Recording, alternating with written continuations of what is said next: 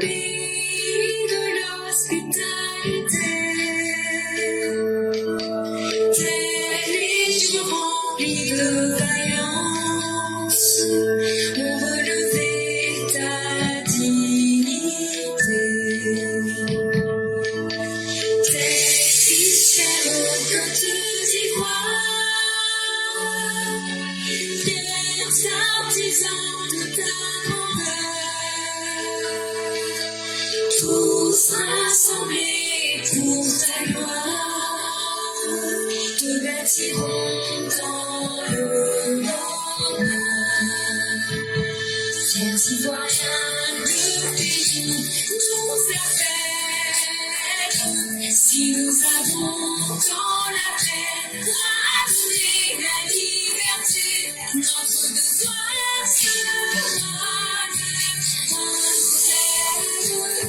l'espérance promise à l'humanité, enfants unis dans la voie nouvelle, la patrie de la reine fraternité.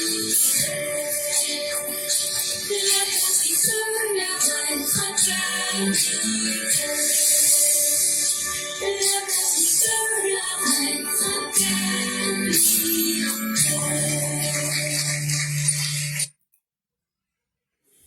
Bonjour mesdames et messieurs, bonjour chères auditrices, bonjour chers auditeurs, bonjour à tous les élèves de la classe Éclaireur Pro Vérité. Nous sommes en date du 17 décembre 2025. Merci de nous faire confiance et merci d'être sur la plateforme Éclaireur Pro Vérité. Aujourd'hui, nous aurons 4 sujets. Le 4e sujet est un texte de notre père Mohamed Zézé. On va vous parler de la corruption en Côte d'Ivoire et qu'est-ce qu'il faut faire pour lutter contre la corruption. Le 3e texte est un texte du regretté Norbert Zongo, un texte qu'il a écrit en juillet 1996. Et ici, dans ce texte, il prédisait déjà que l'ère des putschistes présidents à vie, tôt ou tard, va prendre fin un jour. Dans le 2e texte, qui est une décision du président américain, il y a un certain nombre de pays à qui il a été interdit de venir aux États-Unis de façon totale ou bien de façon partielle. On va vous donner le nom de ces pays-là comme le Burkina, le Mali, le Niger, le Soudan du Sud, la Syrie, la Palestine et autres. Le premier texte est un texte encore de notre père et frère Mohamed Zézé. On va vous parler de ceux qui ont décidé de troquer les Daba contre les Kalachnikov, notamment ces Burkinabés qui ont laissé tomber l'intégrité pour devenir des braqueurs. Comment se fait-il qu'un peuple, depuis l'aube des temps, eux, ils quittent leur pays d'origine spécialement pour venir voler dans les pays des autres? Et ça devrait nous amener à poser des questions à ce peuple-là qui, en même temps, se dit qu'il est intègre. Avant de tomber dans les sujets, sachez une chose dans cette vie. Si vous vous réveillez et que vous avez mal quelque part dans votre corps, ça veut simplement dire que vous êtes encore vivant. Mais si vous arrivez à ressentir de la douleur pour les autres, ça veut dire que vous êtes simplement un humain. Et donc vous êtes encore un être humain. Vous n'êtes pas seulement un être vivant, mais vous êtes aussi un être humain. Et chaque être humain devrait être capable de ressentir la douleur des autres personnes.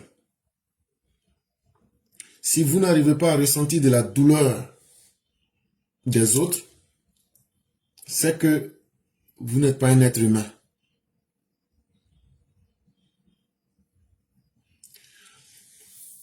Une très bonne nouvelle que les uns les autres voudraient savoir, Elle concerne l'armée de la Côte d'Ivoire. Demain, jeudi 18 décembre 2025, là, dans notre partenariat que nous avons diversifié, on va recevoir un bateau de guerre. Et ce bateau de guerre, là, c'est un partenariat avec les Chinois. Donc, ça sera demain. Ça va venir renforcer le nombre de bateaux de guerre qu'on a déjà en Côte d'Ivoire. Ce nouveau bateau de guerre qu'on va recevoir demain, là, depuis hier 16 décembre 2025, ce bateau-là est dans les eaux ivoiriennes. Simplement, il sera inauguré demain. L'inauguration va se faire demain matin à la base navale du plateau. C'est à Abidjan là-bas.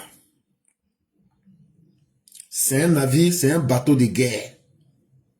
C'est un patrouilleur. Il va venir renforcer la confiance de nos autorités. Quand on dit c'est un bateau de guerre, on n'a pas besoin de donner beaucoup de détails. Et c'est le 8e bateau de guerre que la Côte d'Ivoire va posséder. Parce que pendant le mois de août 2023, on a obtenu notre 7e bateau de guerre. Et ce bateau de guerre, le 7e, vous vous en souvenez, on en avait parlé. Le nom qu'on lui a donné, c'est le OPV 45, Oceanic Patrol Vessels, qui est un patrouilleur en haute mer. Ça veut dire, eux là, eux peuvent rester en pleine mer là-bas pour faire la guerre. On a obtenu ce 7e bateau-là le mercredi 16 août 2023.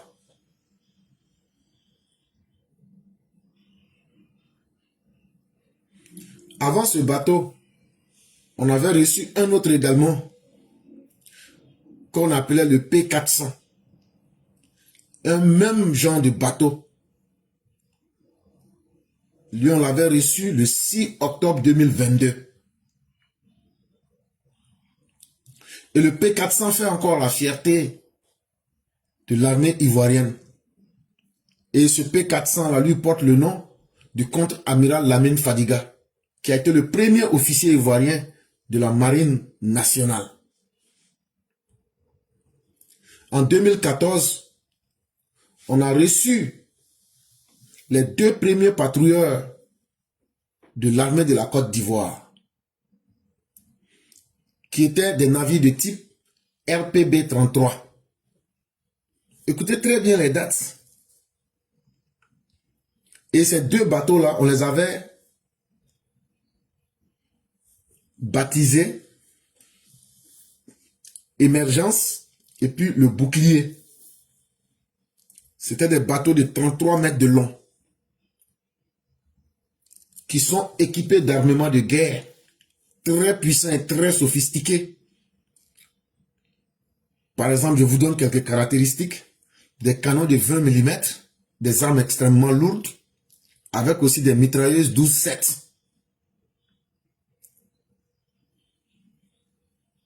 En 2015, on a obtenu un autre bateau de guerre. Et lui, on l'a appelé le CF Congo. C'est un bateau de type RPB 33. Lui, on l'a obtenu en 2015. En 2019, on a obtenu un autre bateau qu'on appelle Achan 2. Lui, c'est un bateau de guerre. Lui, il est long de 27 mètres. Et donc, si je vous ai cité tout ça, demandez-vous bien, tout ça, c'est sous la dirigeance d'Alassane Ouattara. Que on soit à terre, que nous soyons dans les airs, que nous soyons dans les eaux, la Côte d'Ivoire se donne les moyens de se protéger. Ce n'est pas pour rien que la Côte d'Ivoire est devenue la deuxième puissance armée de la CEDEAO et la première puissance de l'UEMOA. C'est simplement parce que nous avons pris conscience qu'il faut doter notre armée, quelle que soit sa composante, des armes les plus efficaces et les plus récentes. Et c'est très important parce qu'il ne faut pas oublier un côté de notre sécurité. Et c'est le président Alassane Ouattara qui a fait tout ça. Avec l'appui d'hommes efficaces comme le ministre de la Défense Téné Braima Ouattara. Et donc, chers Ivoiriens, quand certains s'amusent à vous demander « on a faim », quelqu'un qui a faim, mais qui a déjà sa sécurité qui est assurée, elle doit s'estimer heureuse. Mais quelqu'un qui n'est pas en sécurité, est-ce que cette personne-là peut penser à la faim? Donc, il faut toujours privilégier ce qui est utile et non ce qui est superflu et non ce qui est inutile. Et beaucoup pensent que diriger un pays, c'est un amusement. Diriger un pays, c'est savoir investir là où il faut, dans tout ce qui peut protéger le pays et donner au pays sa grandeur. Sujet numéro 1. Kalachnikov est où? Le drame burkinabé de l'intégrité en 2 actes. Aujourd'hui, la majorité des Burkinabés que nous voyons et qui viennent en Côte d'Ivoire, comme s'ils avaient 2 travails en Côte d'Ivoire. Pour finir, on ne sait plus si les Burkinabés en Côte d'Ivoire sont réellement là pour être des cultivateurs ou bien pour faire ce qu'ils nous disent dans la journée. Mais aujourd'hui, dans la tête des Ivoiriens, quand tu dis que tu es Burkinabé, tu es automatiquement aussi quelqu'un qui est un braqueur en même temps. Et pourquoi? Parce que c'est eux qu'on attrape tous les jours dans faire du vol. Pour finir, on se demande, mais dans quelle époque nous sommes en train de vivre? Dans la journée, le Burkinabé qui a quitté Boukikoro pour se retrouver en Côte d'Ivoire se présente comme un courageux cultivateur. Quand on lui demande quelle est ta nationalité, je suis Burkinabé. Mais en réalité, tout comme B. Sawadogo qui est âgé de 45 ans et O. Laura âgé de 42 ans, eux ils ont décidé de changer de culture. Pourquoi eux ils vont cultiver simplement le manioc et le maïs? Eux ils ont décidé de s'aimer la terreur en Côte d'Ivoire. Et quel est le matériel agricole qu'ils utilisent? Là où les autres utilisent des dabas et des machettes, eux ils ont décidé d'utiliser leur matériel agricole, leur outil pour faire la culture, c'est une Kalachnikov et un pistolet avec un chargeur bien rempli de balles contre les Ivoiriens. Et tenez-vous bien, ils ont un tracteur. Le tracteur en question qu'ils ont, c'est leur moto de marque Aoudjou. Et où se trouve leur champ? Leur champ se trouve sur la route de ici à Guessabo. C'est là-bas leur bureau. C'est là-bas leur plantation. Eux vont là-bas s'aimer la terreur sur les routes. Vous allez me dire, mais quels sont ces drôles de cultivateurs qui possèdent? À la place de la daba, ils ont une Kalachnikov. À la place de la machette, ils ont un pistolet automatique. Et l'eau qu'ils boivent, c'est bien sûr des balles. Et leur tracteur pour labourer leur champ, c'est leur moto qui leur sert à circuler entre la route ici à Désabo pour vérifier les Ivoiriens. pour essayer d'avoir des informations. Et ce que je suis en train de vous raconter là, c'est la plus belle manière de vous démontrer comment des gens soi-disant qui étaient les symboles de l'intégrité, quand tu leur demandes qu'est-ce qui peut vous permettre de vous vanter, ils vont vous dire certains fils du Burkina sont des gens très intègres. Mais on vient de constater qu'en réalité, ce sont des gens qui passent leur temps sur les réseaux sociaux à cracher leur venin sur la Côte d'Ivoire, sur les habitants de la Côte d'Ivoire et sur les dirigeants de la Côte d'Ivoire. Pendant que leurs enfants, qui ne se brossent même pas 2 fois dans le mois, peuvent mettre des connexions de 100 francs pour taper des claviers comme des fous furieux. Leurs parents, eux, ils s'amusent à jouer les cultivateurs. Ça veut dire qu'ils sont devenus un peuple sans frein. Ça veut dire qu'ils vont voler les Ivoiriens.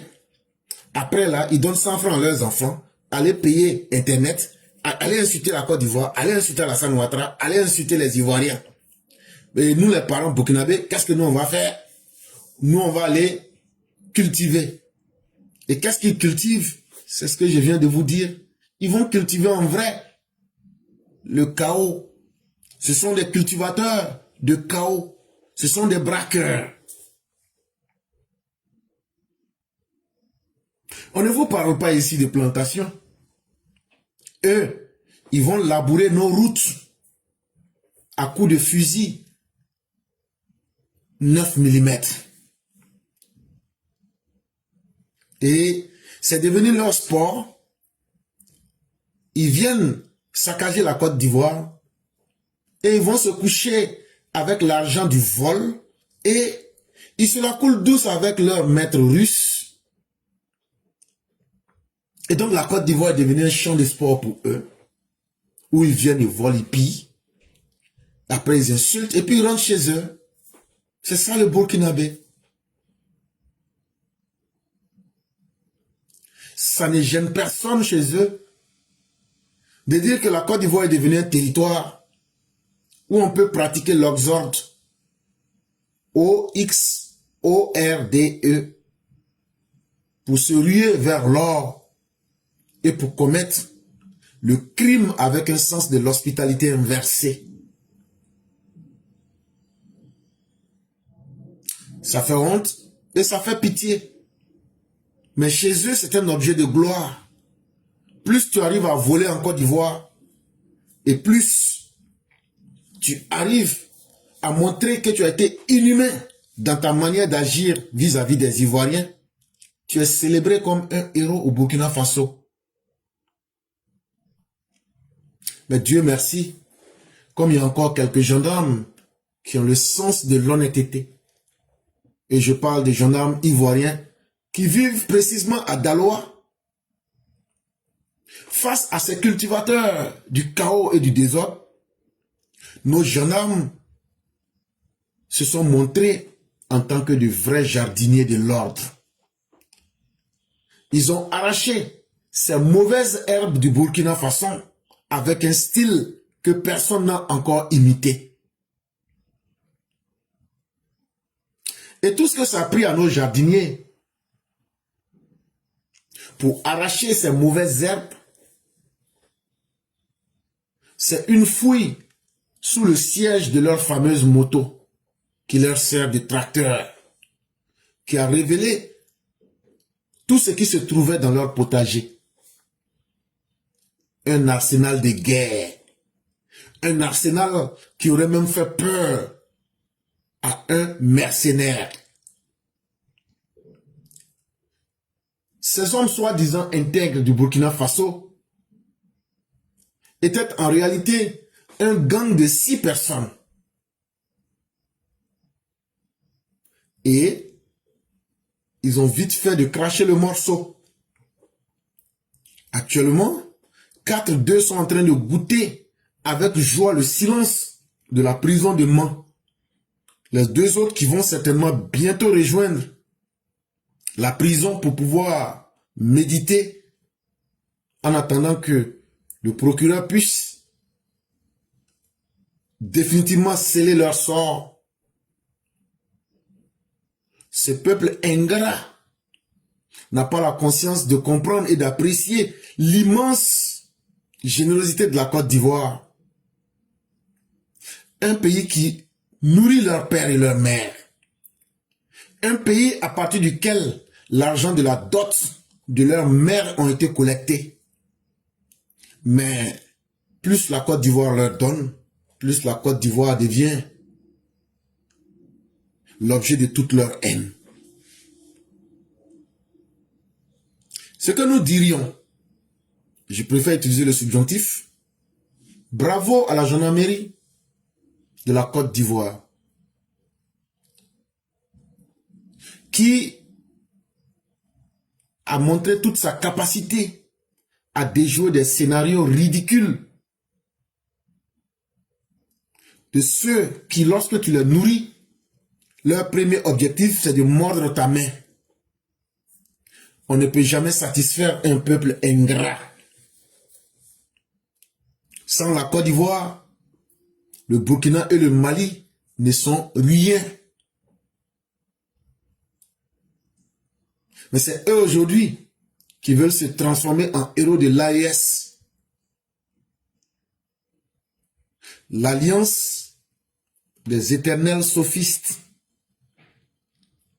Toujours à la recherche d'une scène pour exposer leur misère. Même quand on dit qu'on est pauvre, on ne doit pas être pauvre aussi financièrement, intellectuellement, moralement. C'est une misère de trop.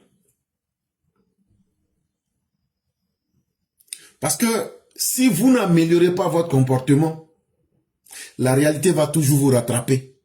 Et la réalité sera extrêmement dure pour vous. Vous, les gens du Mali et du Burkina, Niger, changez vos comportements. Et donc, certains des vôtres ont été pris. Et comme ils étaient des cultivateurs, ils iront moissonner leur récolte en face de la justice ivoirienne.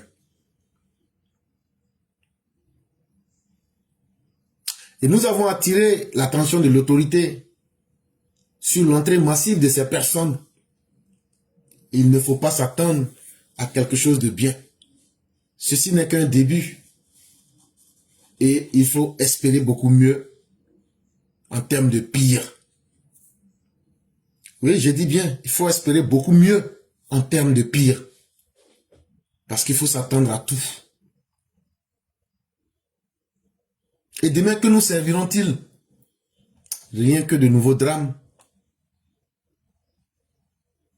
Parce que si nous ne mettons pas une limite à ces personnes, elles ne comprendront pas que notre générosité n'est pas une faiblesse.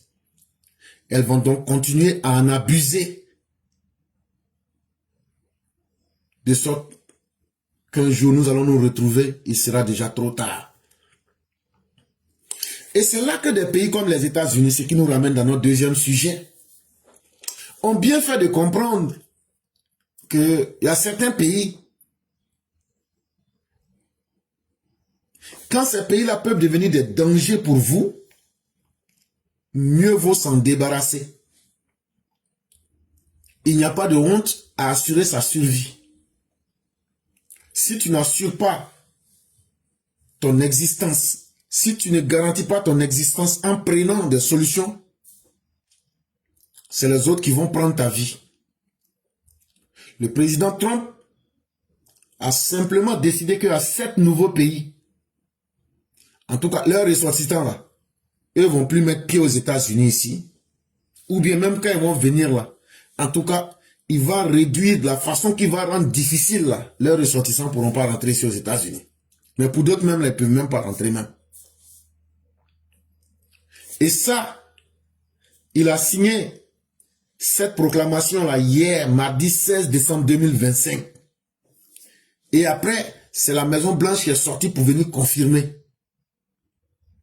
Les nouveaux pays dont les ressortissants ne peuvent plus venir ici aux États-Unis là. Il y a Burkina dedans, il y a Mali dedans, il y a Niger dedans, il y a Soudan du Sud dedans, il y a Syrie dedans, il y a Palestine aussi dedans.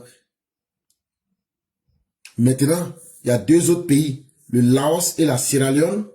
Eux là, ils ont rendu très difficile le fait que leurs ressortissants puissent rentrer ici aux États-Unis. Mais moi, dans tout ça là, c'est pas pour les autres là qui m'a plu. Hein.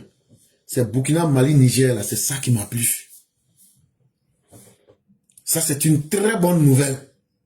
C'est ce que la Côte d'Ivoire devrait faire aussi. Ces peuples ingrats, ces peuples méchants dans l'âme là, on doit boucler nos frontières contre ces personnes là. Parce que aujourd'hui ils disent qu'ils ne sont plus de la CEDEAO, mais ils veulent bénéficier des avantages de la CEDEAO. Donc c'est qui est bête? Ils disent qu'ils ne nous aiment pas. Qu'est-ce qui nous oblige à les aimer? Ils disent qu'ils vont créer le désordre chez eux, détruire leur pays, pour venir partager nos richesses et piller nos richesses. Et encore nous insulter avec l'argent qu'ils gagnent chez nous. Mais finalement, nous on devient quoi dans le jeu?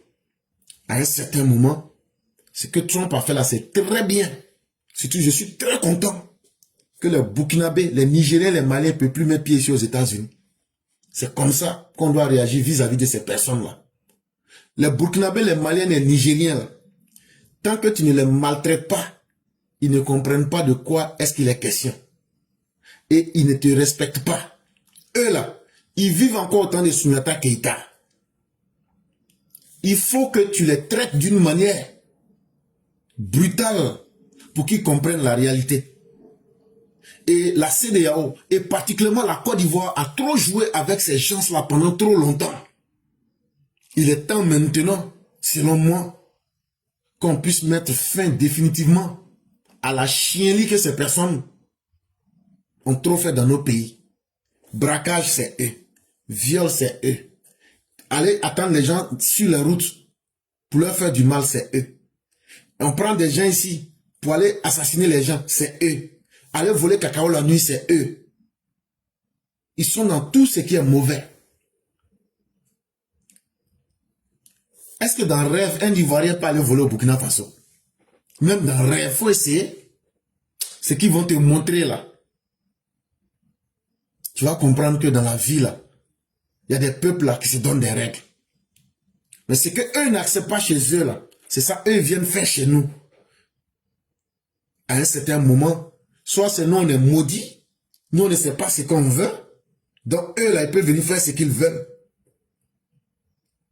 Depuis les années 80, les Burkinabés sont dans ça, peut-être même bien avant ça, depuis l'indépendance de la Côte d'Ivoire.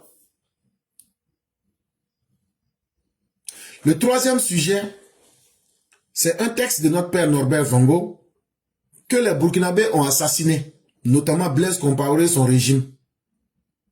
Ce texte-là date de l'année 1996. Il nous prédisait la fin des présidents putschistes.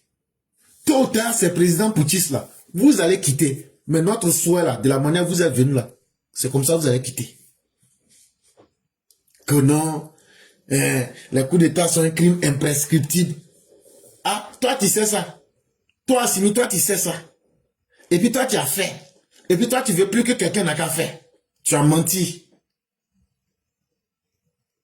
De la manière vous avez été putschiste là, c'est comme ça que vous allez créer des Binadjara. Dans la vie là, tu ne peux pas vouloir quelque chose et son contraire à la fois. Tu ne peux pas être un putschiste et en même temps demander que tu sois traité comme un légaliste. Et donc notre père Norbert Zongo disait ceci: l'ère des putschistes présidents à vie prendra fin. Il dit s'il y a des gens qui font coup d'État et ils pensent qu'eux vont rester présidents à vie à la tête de nos pays africains, qu'un jour va arriver là, ce modèle là ça va finir. En Afrique francophone noire, nous nous sommes installés inconsciemment dans l'ère des régimes militaro-démocratiques à vie. Et comme généralement la seule intelligence que l'on demande à un putschiste, c'est bien celle des armes, l'Afrique francophone est bien partie pour s'enraciner dans le sous-développement. Il dit, le fait qu'on est dernier en termes de développement là, et puis quand tu regardes les pays anglophones, tu as l'impression que eux ils sont un peu plus intelligents que nous et puis ils sont en train de se développer, et puis nous on est toujours derrière là. Nous, les pays qui ont été colonisés par la France là, il dit ce n'est pas un secret. Oh. Il dit, coup d'état qu'on est en train de faire tous les jours là. Et puis quand les faiseurs de coup d'état viennent, là, ils ne veulent plus quitter le pouvoir. Là. Il dit c'est ça qui est devenu notre intelligence. Et donc l'intelligence de nos pays francophones, de l'Afrique de l'Ouest là, c'est de faire coup d'état. Et donc l'intelligence d'un militaire, c'est la Kalachnikov qu'il a, c'est le pistolet qu'il a. Il dit c'est ça qui fait que on est dernier. C'est ça qui fait qu'on est sous-développé. Il n'y a pas d'autre secret, c'est pas Dieu qui nous a maudits. Mais oui, ces présidents à vie ne travaillent pas seuls. Ils font recours à des techniciens, à des compétences. Entend-on souvent comme réplique. Faux. D'abord autour d'eux, ils écrasent tout de leur pouvoir. Ils doivent être craints et adulés à la fois.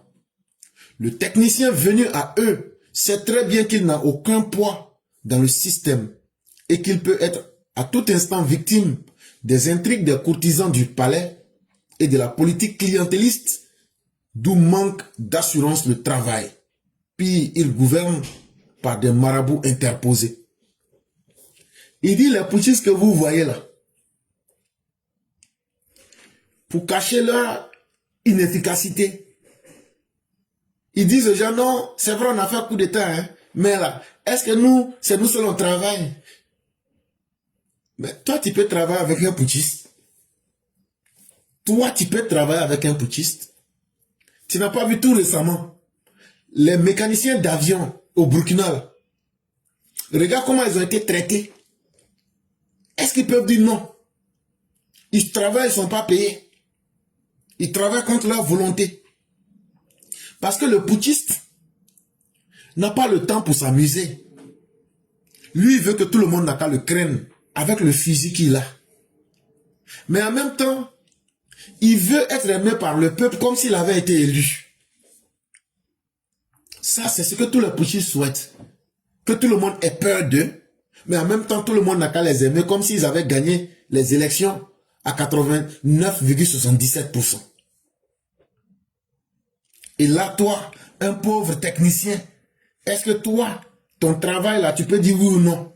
Est-ce que tu peux décider?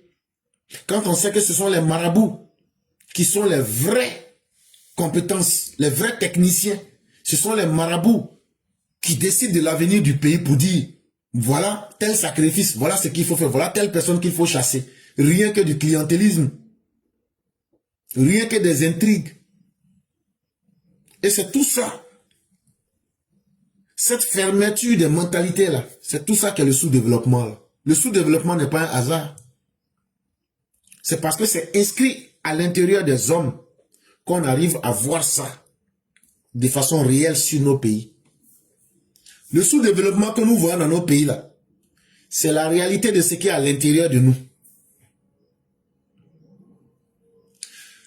Ensuite, quelles que soient les compétences et la volonté des techniciens et des technocrates d'un système, c'est le chef qui oriente. Or, de ce côté, on ne s'improvise pas un jour ou au lendemain conducteur du peuple avec un seul bagage intellectuel, la science des Kalachnikov. La vérité là, elle est simple. Hein? On peut dire tout ce qu'on veut, mais ce n'est pas deux personnes qui dirigent un peuple. Celui qui dit qu'il est le chef du peuple, que ce soit par élection ou même que ce soit par coup d'état, c'est lui, ce qu'il veut là, c'est ce que son pays devient. Or, dans un système, si le chef lui-même n'a pas le bagage intellectuel, mais la science qu'il a, sa fierté c'est une Kalachnikov, mais son pays sera limité au modèle de la Kalachnikov. Le niveau intellectuel des personnes qui vivent dans ce pays sera limité au bout d'une Kalachnikov. C'est ça qui fait que les pays ne sont pas développés. Parce que quand tu vis dans un pays dirigé par un putschiste, la Kalachnikov, le bout de la Kalachnikov est toujours sur ta tête. Tu réfléchis ces problèmes. C'est ce qui fait que leur bagage intellectuel est simplement limité au bout d'une Kalachnikov. Et dans ces pays-là, les gens ne sont pas libres de réfléchir. Et là où on ne réfléchit pas, le résultat, Le peuple n'évolue pas. L'ère des nouveaux présidents à vie verra une Afrique encore plus pauvre, où les seules prévisions valables tourneront toujours autour de la pérennisation du pouvoir à vie. Et donc, dans un tel pays, dans un tel environnement, il ne faut pas espérer qu'il y aura un miracle. Le seul miracle qu'il y aura, c'est la pauvreté va devenir plus grande. Et la pauvreté va s'intensifier. La misère, dit-on, est la mère de la violence. C'est pourquoi dans ces pays, vous voyez les liquidations physiques. Ça veut dire, ils vont tuer des gens qui réfléchissent. Ceux qui sont chanceux vont être emprisonnés dans des maisons de torture à Ouaga 2000, où ils seront physiquement et moralement torturés en 2025. C'est ce que le régime d'Ibrahim Kaka pratique. Assimi fait la même chose. Tiani prend des gens en otage, il les torture tous les matins. Parce que pour eux, c'est ça la stabilité de leur pays. Comment s'acharner sur les rares citoyens qui ont encore la capacité de réfléchir. C'est aussi assassiner les rares personnes qui peuvent encore raisonner de façon logique.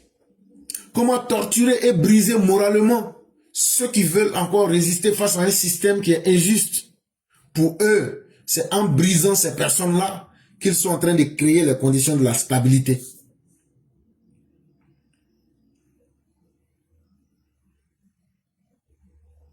Et c'est pourquoi le président Félix Houphouët-Boigny disait, ces gens-là préféreront l'injustice au désordre.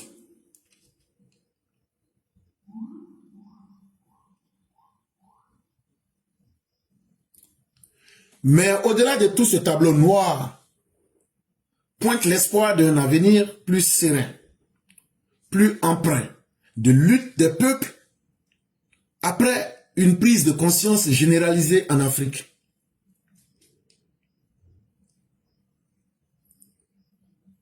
Quel que soit le temps que ces putschistes et ces mauvaises âmes feront à la tête de nos États, un jour, la prise de conscience du peuple, personne ne peut l'arrêter. Face à la dure réalité que vivent nos peuples du Mali, du Burkina, du Niger, un matin, ces putschistes seront ramenés à leur plus simple expression. L'ère des putschistes présidents à vie va prendre fin aussi brutalement qu'elle a commencé. De la même manière que vous êtes venus violemment au pouvoir, là, c'est comme ça que vous allez quitter violemment les pouvoirs. Ce n'est qu'une question de temps. Et vous-même, vous le savez. C'est la réalité qui va s'imposer. Et personne ne pourra changer. Donc actuellement, là, la peur a changé de camp. Et la CEDEAO vient de vous donner les premiers signaux.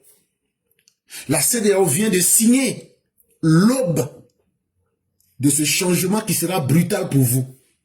Vous ne vous êtes jamais entendu, vous n'aviez jamais pensé qu'un jour la CEDEAO allait dire c'est fini. Si un seul pays est attaqué, c'est tous les pays qui vont se réveiller. Vous n'aviez jamais pensé à cela, mais ce n'est que le début d'un grand système. Il y aura plus grand que la CEDEAO. On va utiliser tous nos partenaires internationaux qui vont être là maintenant pour vous faire dégoûter les coups d'État. Et vous allez tomber brutalement comme des fruits pourris. Et les Africains ne seront pas en marche, ne seront pas des spectateurs de leur destin.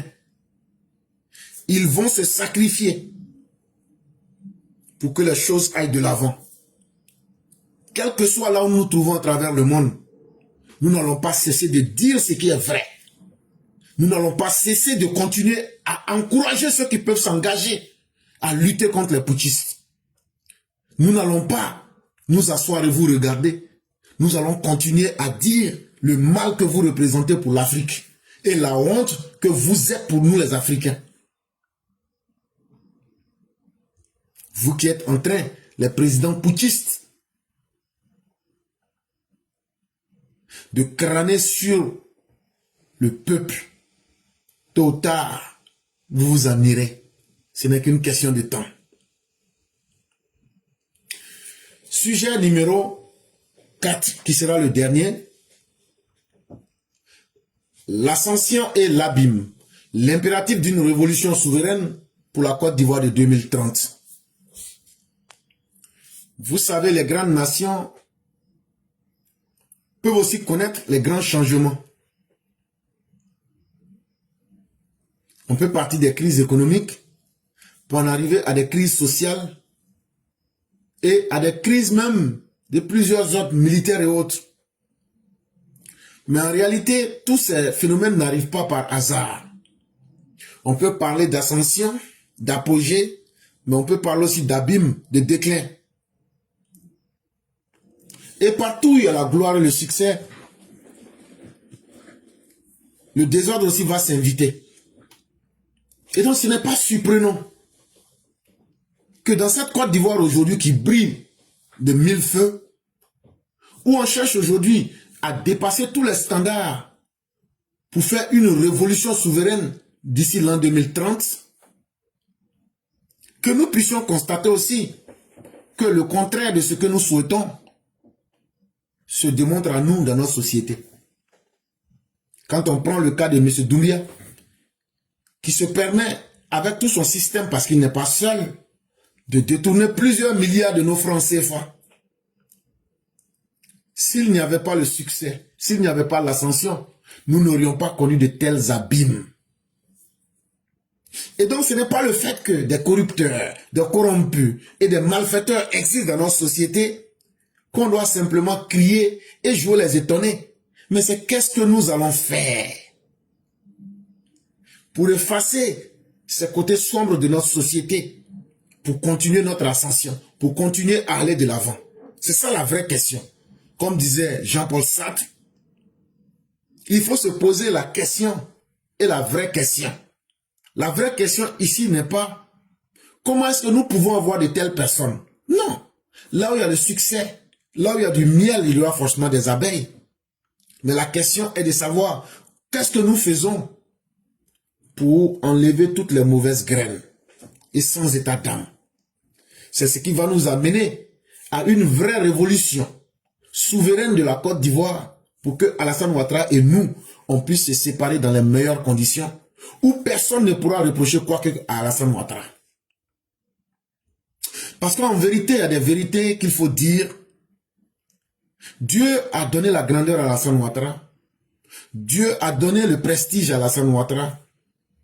Mais Dieu, malheureusement, a donné des collaborateurs au président Alassane Ouattara qui sont des gens extrêmement exécrables.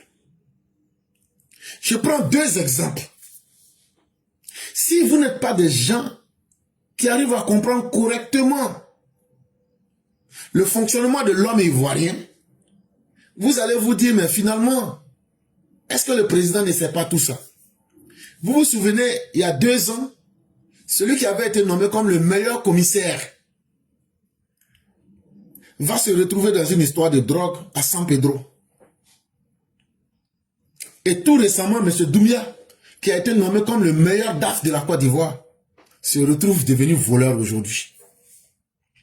Et la question qu'on peut se poser sans état d'âme, est-ce que le prix d'excellence de Alassane Ouattara vaut encore un clou? Quand ceux qui sont nommés, après c'est eux on retrouve dans les scandales. La faute à qui? Est-ce que le prix d'excellence là, est-ce que les gens qui sélectionnent les gens là, est-ce qu'ils le font de la bonne des manières? Moi je commence déjà à me poser cette question. Vous voyez que l'entrée ici est violente.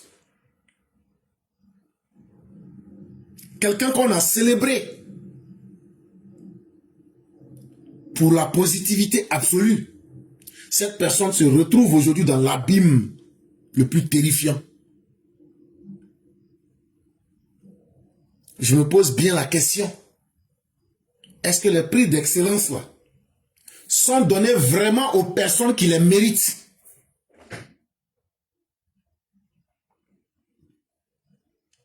Et donc, Si c'est pour donner des prix d'excellence à des gens, et puis demain on vient les retrouver comme ça, est-ce que ça ne va pas salir le président? Est-ce que ça ne va pas saboter son prix? Est-ce que ça ne va pas saboter l'image qu'on voudrait donner de notre Côte d'Ivoire? Voilà les questions en tant qu'un citoyen libre que je me pose. Dans les salles feutrées des bourses mondiales, un nom scintille désormais comme un diamant brut du continent africain, Côte d'Ivoire.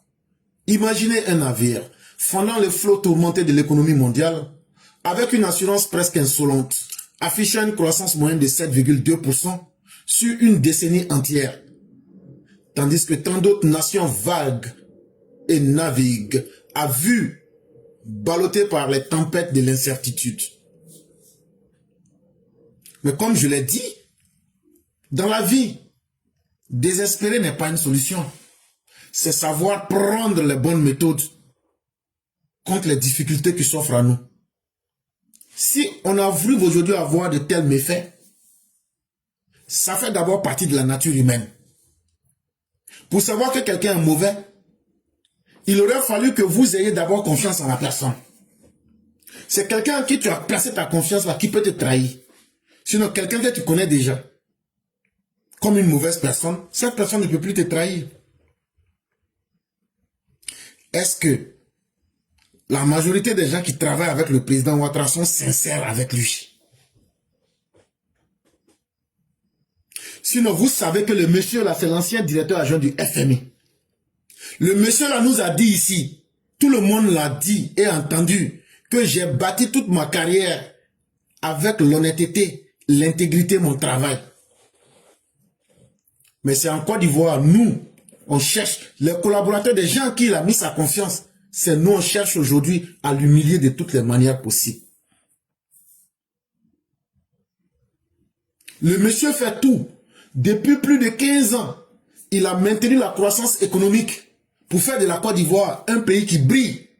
Et vous profitez du résultat du travail de ce vieil homme pour aujourd'hui essayer non seulement de lui faire mal en volant le résultat du travail pour vous-même, mais surtout en prenant le soin de salir son image pour ajouter dessus.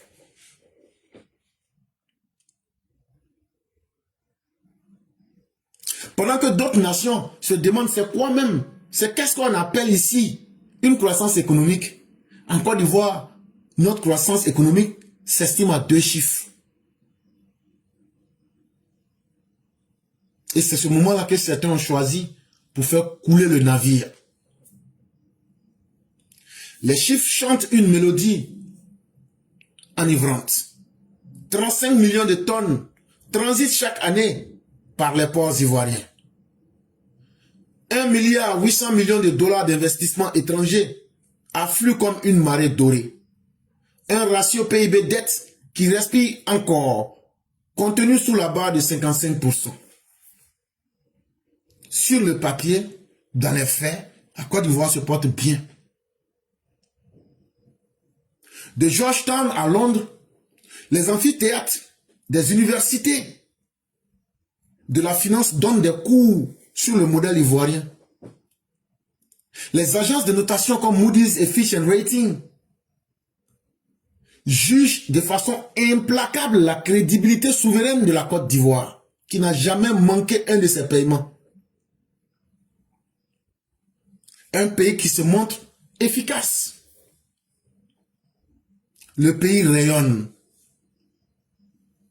Les fonds étrangers rentrent dans le pays. Que vous soyez chinois, turc, de n'importe quelle nationalité. Et que vous soyez même dans le monde du sport aujourd'hui, ou de la musique. Les éléphants nous font rêver. Tout est devenu intéressant.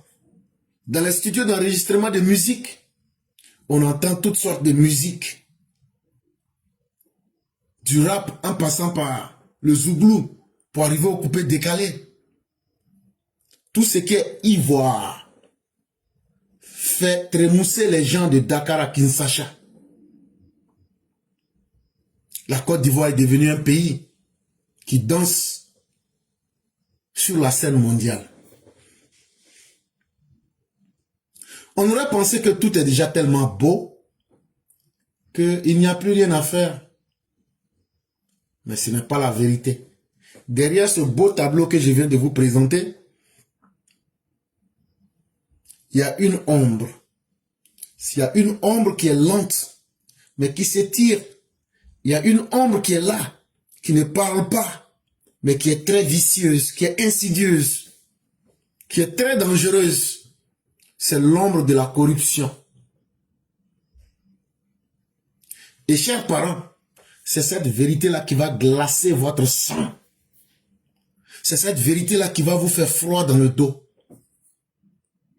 Et ceux qui s'attendent peut-être à la reconnaissance ou bien à avoir des postes ou bien à avoir des sous, ne comptez pas sur moi. Moi, je préfère dire les choses en vrai pour avoir l'esprit en paix. Derrière cette prospérité étincelante, nous sommes sur une fondation qui est gangrénée par la corruption. Derrière ce grand travail du docteur président, il y a des milliers d'intrus qui sont en train de désorganiser notre système à travers la corruption, qui n'est plus une simple fissure, mais qui est devenue aujourd'hui les balafres, les cicatrices même sur notre nation.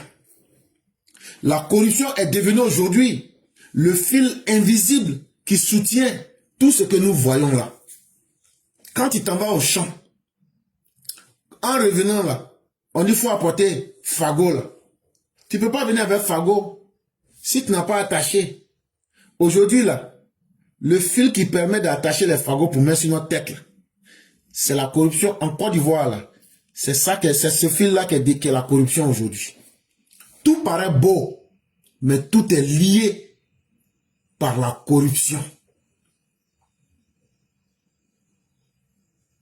La corruption, là, on ne voit pas ça avec les yeux, mais ça se pratique.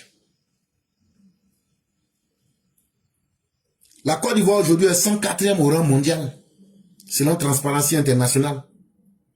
On a perdu 13 places en 5 ans. Chers parents, chaque année, la Côte d'Ivoire perd près de 400 milliards de francs CFA qui s'évaporent dans les marchés publics. Ça veut dire 2 fois le budget du ministère de la Santé. Chaque année, là, on perd 2 fois le budget du ministère de la Santé. Et on ne se pose pas la question de savoir qu'est-ce qu'il faut faire pour lutter contre cela. On est comme tout va bien, continuons à créer la richesse, mais continuons à gaspiller cette même richesse. Mais ce qu'on oublie, mais qui s'impose à nous, c'est que toute science a forcément une limite. Et toute création de richesse a forcément des limites. Ce que nous arrivons à engranger aujourd'hui, là, si on ne gère pas ça bien pour bien maximiser, quand notre système de création de richesse va arriver à ces limites-là, la Côte d'Ivoire va tomber d'une manière brutale. Et ça va faire très mal. Ne serait-ce qu'avec l'exemple des 400 milliards de francs CFA qui disparaissent chaque année dans les attributions des marchés publics, on aurait pu sauver des vies, construire beaucoup plus d'hôpitaux et former beaucoup plus de médecins. Hey, moi j'aime bien le docteur. J'aime beaucoup son travail.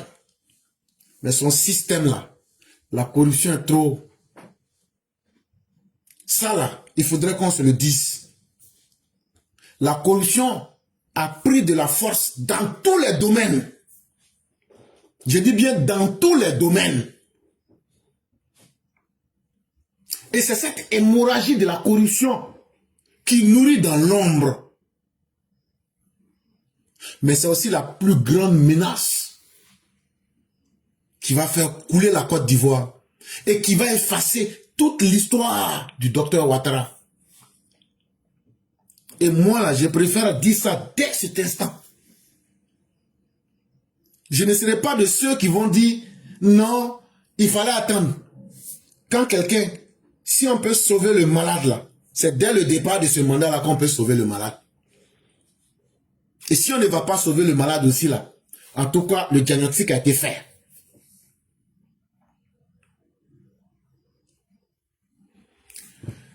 Quand tu te retrouves le long des côtes de la Côte d'Ivoire, malgré tous les efforts qui sont reconnus,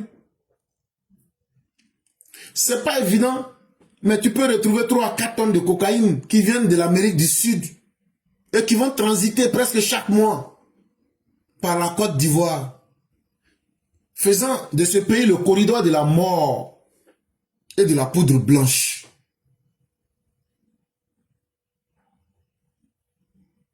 Et quand tu vas dans la savane du Nord, la savane herbeuse comme la savane arborée, en tout cas, retrouvez-vous dans le Nord. On a plus de 600 sites d'orpaillage clandestins qui sont en train de faire saigner nos terres. Et ces personnes-là, c'est pas moins de 15 tonnes d'or qu'elles enlèvent par an dans nos terres de façon illégale. Je dis bien, c'est pas moins de 15 tonnes d'or que ces gens-là enlèvent. Et demain, on sera surpris que le terrorisme ait de la force. On sera surpris que les Burkinabés nous insultent, mais parce que nous nous montrons comme un peuple de cons. Ils viennent, ils empoisonnent nos rivières avec du mercure. Ils détruisent nos terres.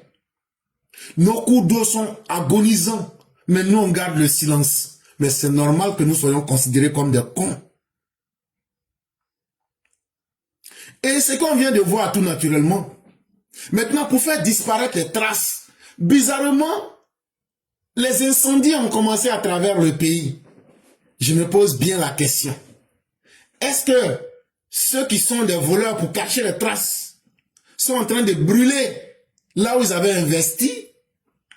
Ou bien, qu'est-ce qui fait que tout le pays est des grands centres qui brûlent? Hier, c'était à la zone industrielle. Avant-hier, c'était à Bouaké. Bien avant cela, c'était quelque part d'autre. Waouh! Quel est ce pays-là où le soleil à lui seul peut brûler des complexes industriels en pleine nuit? Or, le soleil ne sort pas la nuit. Ne cherche-t-on pas à cacher des preuves? Ne cherche-t-on pas à cacher certaines choses? Parce qu'au fond, nous ne sommes pas bêtes. Parce qu'au fond, nous savons réfléchir quand même. Parce qu'au fond, nous savons voir. Parce qu'au fond, rien n'est gratuit. On ne peut pas être ceux-là même qui encouragent la menace qui nous guette depuis le Sahel. Alors que c'est nous-mêmes qui les enrichissons. C'est nous-mêmes qui les recevons. Et être étonnés des conséquences des actes qu'ils posent. Tu ne peux pas être en train de nourrir un monstre et souhaiter que ce monstre-là ne t'avale pas un jour. Est-ce que le comportement des gens de l'AES là, c'est pas nous-mêmes les Ivoiriens qui les encourageons? Est-ce que c'est pas nous, on les laisse venir piller nos terres pour s'enrichir? Est-ce que c'est pas nous, on leur permet de venir pratiquer le braquage? Un Ivoirien, tu vois le Burkina, ils vont t'abattre.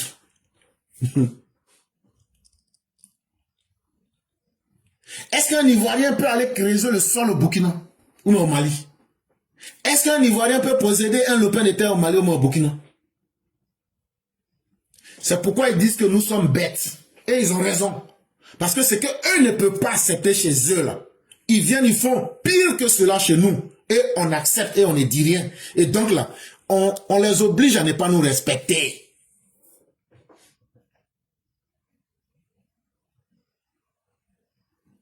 Donc la menace qui vient du Sahel n'est pas un hasard pour nous les Ivoiriens. C'est nous-mêmes qui avons nourri la bête. Et après on se tonne que la bête cherche à nous avaler. Qu'on le veuille ou pas, l'orpaillage clandestin là nourrit le djihadisme. Et donc ne soyez pas surpris que demain, ces djihadistes-là aient à l'intention de venir occuper les terres en Côte d'Ivoire. Les gens attaquent dans les frontières nord, quand on kidnappe nos soldats, ou bien les citoyens ivoiriens, ou bien on attaque nos frontières,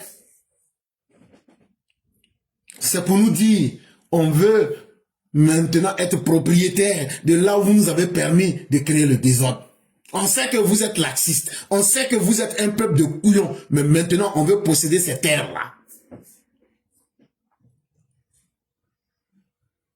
En tout cas, que ce soit à la frontière poreuse avec le Mali et le Burkina Faso, pas moins de 2500 djihadistes attendent patiemment et traitent avec l'opposition ivoirienne, mais ils sont très affamés de la Côte d'Ivoire.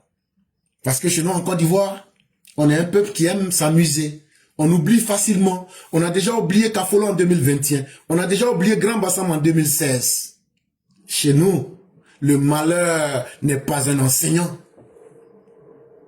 Chez nous, l'expérience ne compte pas. Chez nous, il faut simplement profiter de la vie, mais sans en tirer les leçons.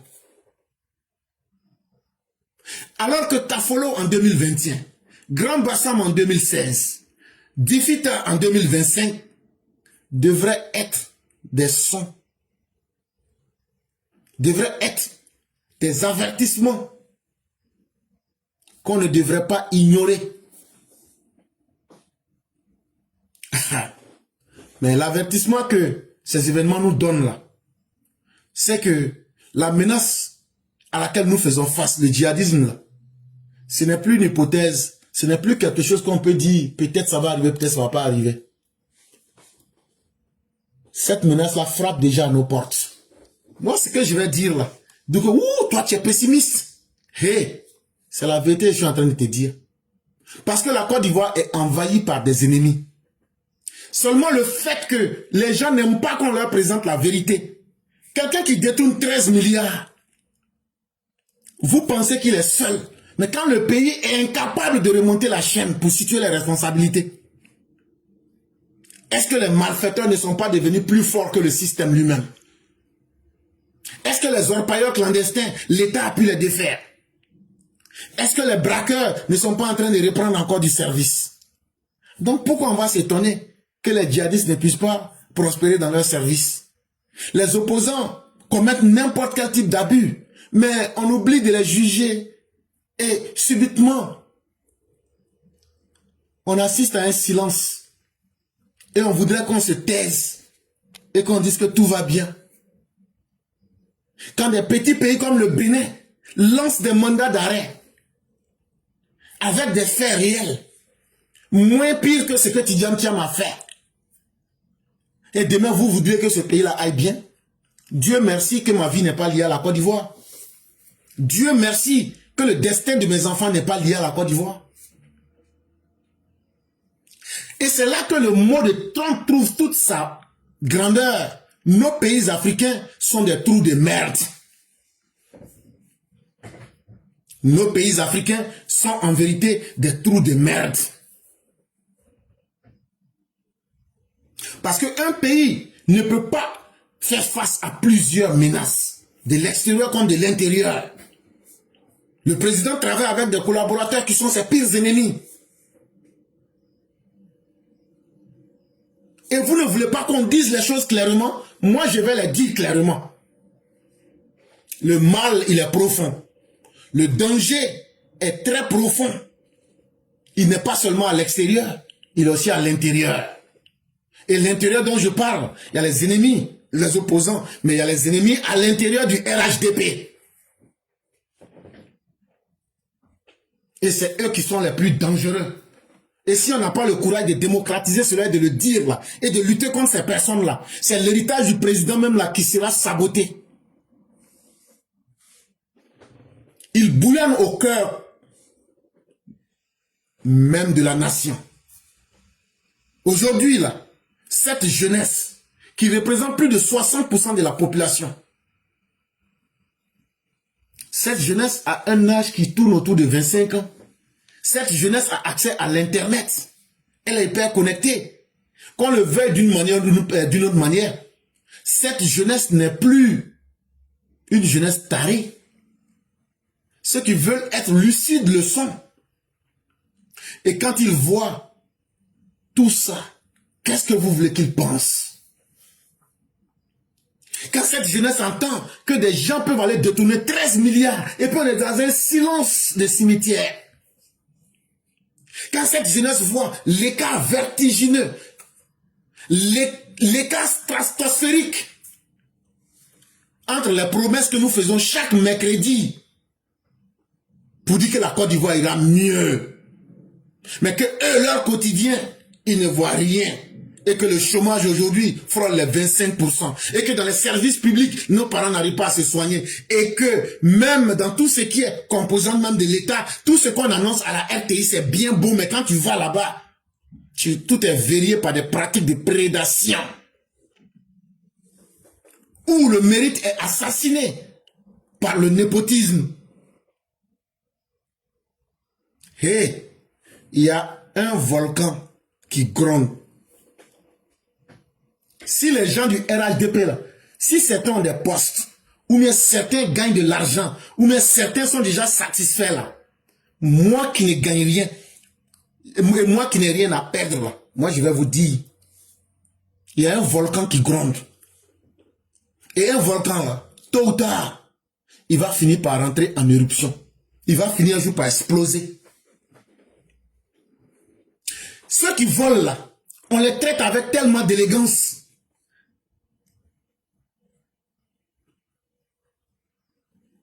Que à quoi est-ce que nous nous attendons? Cette même élégance qu'on a offerte aux orpailleurs clandestins, cette même élégance qu'on a offerte aux coupeurs de route.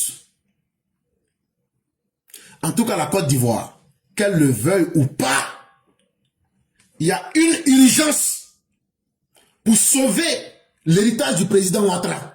Les ennemis intérieurs du RHDP, les collaborateurs véreux là, si le président ne prend pas des mesures fortes, son mandat et tout ce qu'il a fait là va s'écrouler comme un château de cartes. Il faut que nous quittions dans les demi-mesures. Parce que c'est une insulte au destin même de notre nation.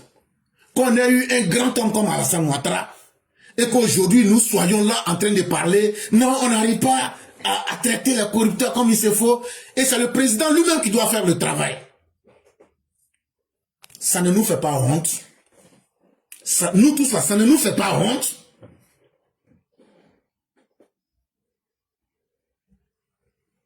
Si on fait une révolution dans la transparence la plus radicale, si on fait la justice là, ça fait quoi? On n'a pas dit d'être violent. On n'a pas dit de couper des têtes. Mais on dit, la justice doit faire son travail. Les opposants ivoiriens là, aujourd'hui là, où en est-on avec le traitement qu'on va leur accorder? Parce que nous, on ne vous donnera pas de temps. Vous voulez nous piéger dans le temps pour nous dire, on n'acceptera pas cela. C'est maintenant là qu'on veut que vous commenciez à les juger, à les condamner. On n'attendra pas. Et nous n'attendrons pas. Et le fait que vous allez entendre là, c'est ce qui sera votre plus grand ennemi parce que c'est là que le volcan va exploser.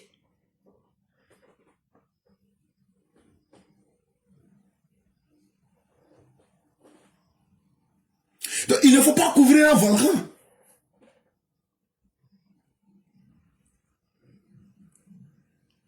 Il faut que nos magistrats, qui peuvent juger les cas de corruption, on renforce leur protection. Comme de la manière l'Italie a fait la protection de ces magistrats qui ont jugé les gens de l'Andrangheta, de la mafia calabraise et de toute forme. Et de la mafia de Napoli. Qu'on appelle en français Naples. Tous les exemples pour réussir sont là. C'est une question. Il faut traquer sans pitié les 1200 milliards de francs CFA qui rentrent dans le flux illicite chaque année. Il faut que chaque détournement soit exposé à la lumière crue du jour. Chaque complicité doit être démasquée. Aujourd'hui, l'État devrait être capable de nous dire, est-ce que Pierre Ndemba n'est pas dans cette chaîne de corruption? Et je suis le seul qui le dit. Pourquoi? L'État a-t-il peur de quelque chose? De quoi le gouvernement d'Alassane Ouattara a-t-il peur? Ah non, comme Demba il va être député là à cause de la géopolitique. À cause de la géopolitique, on va sacrifier les Ivoiriens. À cause de la géopolitique, on va sacrifier l'image d'Alassane Ouattara. À cause de la géopolitique, on va sacrifier l'économie de la Côte d'Ivoire.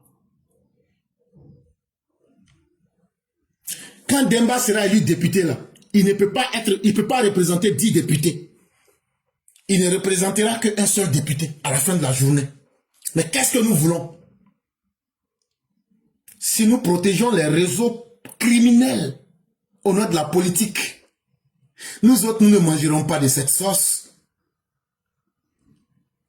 Nous autres, nous ne mangerons pas de cette sauce. Nos forces de sécurité, nuit et jour, sont en train de donner leur vie. Mais quand ils arrêtent ces criminels, dans les conditions les plus difficiles, il y a 2 jours, une de nos mères vient de mourir même, une gendarme.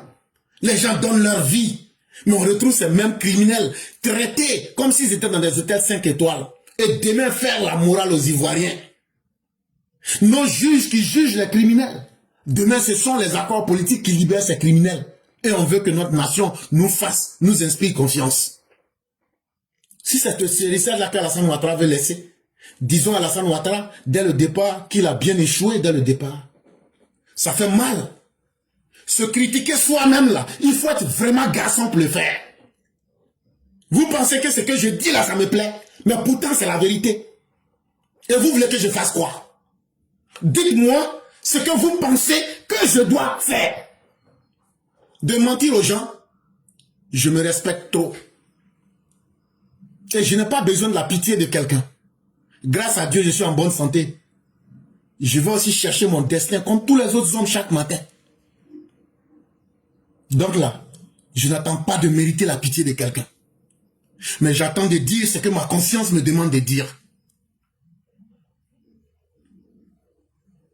Hé, monsieur le président, le commandement militaire là, les zones qui sont sensibles là, dès que vous laissez les gens là-bas, plus d'1 an, ils créent automatiquement des chaînes de corruption, des réseaux de corruption dans les zones sensibles, dans les zones frontalières. Ils deviennent tous des commerçants de drogue ou bien d'activités parallèles. Il faut que chaque 18 mois, les commandements dans les zones sensibles soient renouvelés pour briser les réseaux de connivence. Parce que quand les gens durent dans un coin, ils finissent par s'habituer et ils créent des réseaux. C'est ce qui est en train de fissurer votre système aujourd'hui. Il y a des ministres qui ont trop duré. Aujourd'hui, ces mêmes ministres-là passent par des religieux pour demander pardon, pour qu'on n'a qu'à encore les maintenir, pour qu'ils n'ont qu'à continuer encore les systèmes mafieux pour éventrer encore la Côte d'Ivoire. Si nous voulons un système sécuritaire qui protège, ça doit d'abord être un système sécuritaire qui mette et qui inspire la confiance plutôt que la crainte. C'est vrai, on nous dit qu'on a créé tous les systèmes, mais les gens ont peur pour leur vie. Ça, il faut qu'on le dise. Aujourd'hui, tous les systèmes existent. Aujourd'hui, là, pour lutter contre la corruption, là, on peut utiliser le digital, où tout est numérisé dans le marbre. Chaque franc CFA qui est dépensé dans les 8000 marchés annuels, les 23 millions d'hectares de terres cultivables là, dans le domaine forestier là, faisant-en une traçabilité. La transparence là, ça n'arrange pas un seul camp. Tôt ou tard, ça va nous arranger nous tous. Mais il y a d'autres qui pensent comme eux, ils sont dans la chaîne de la corruption. Nous qui critiquons, on est frustrés. Vous pensez que c'est tout le monde qui a besoin de l'argent de la malédiction? Vous pensez que l'argent de la corruption là, c'est tout le monde qui est attiré par ça? Il y a des gens qui sont dignes et qui se respectent. Toi, c'est quel argent tu ne vas pas posséder? Et puis tu vas aller prendre l'argent de la corruption à la fin de ta vie, maudit ton âme pour aller dans une tombe. Tout l'argent que tu as accumulé là, tu n'iras pas avec ça dans la tombe. Mais volontairement, tu as choisi la malédiction. Tu es devenu milliardaire en détruisant des vies, en commettant toute forme d'iniquité. Et un matin, on te retrouve, tu es mort. Tu as hypothéqué toute ta destinée spirituelle. Donc, votre agent de corruption, là, votre agent maudit, là, c'est pas tous les êtres humains qui aiment ça. Mais la transparence absolue, là, tôt ou tard, si on la pratique, là, c'est nous tous que ça va arranger. Et c'est ça qui va mettre fin à l'opacité complice. La Côte d'Ivoire se porte bien parce qu'il y a simplement Alassane Ouattara. Mais si tu enlèves Alassane Ouattara dans le système, la Côte d'Ivoire se porte extrêmement mal.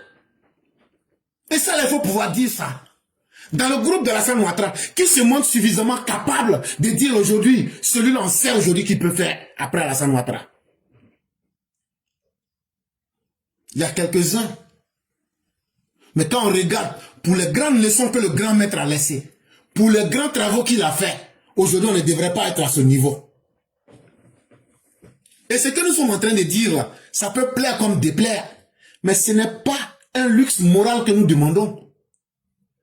C'est un changement que la Côte d'Ivoire doit se donner, ou mais nous allons échouer.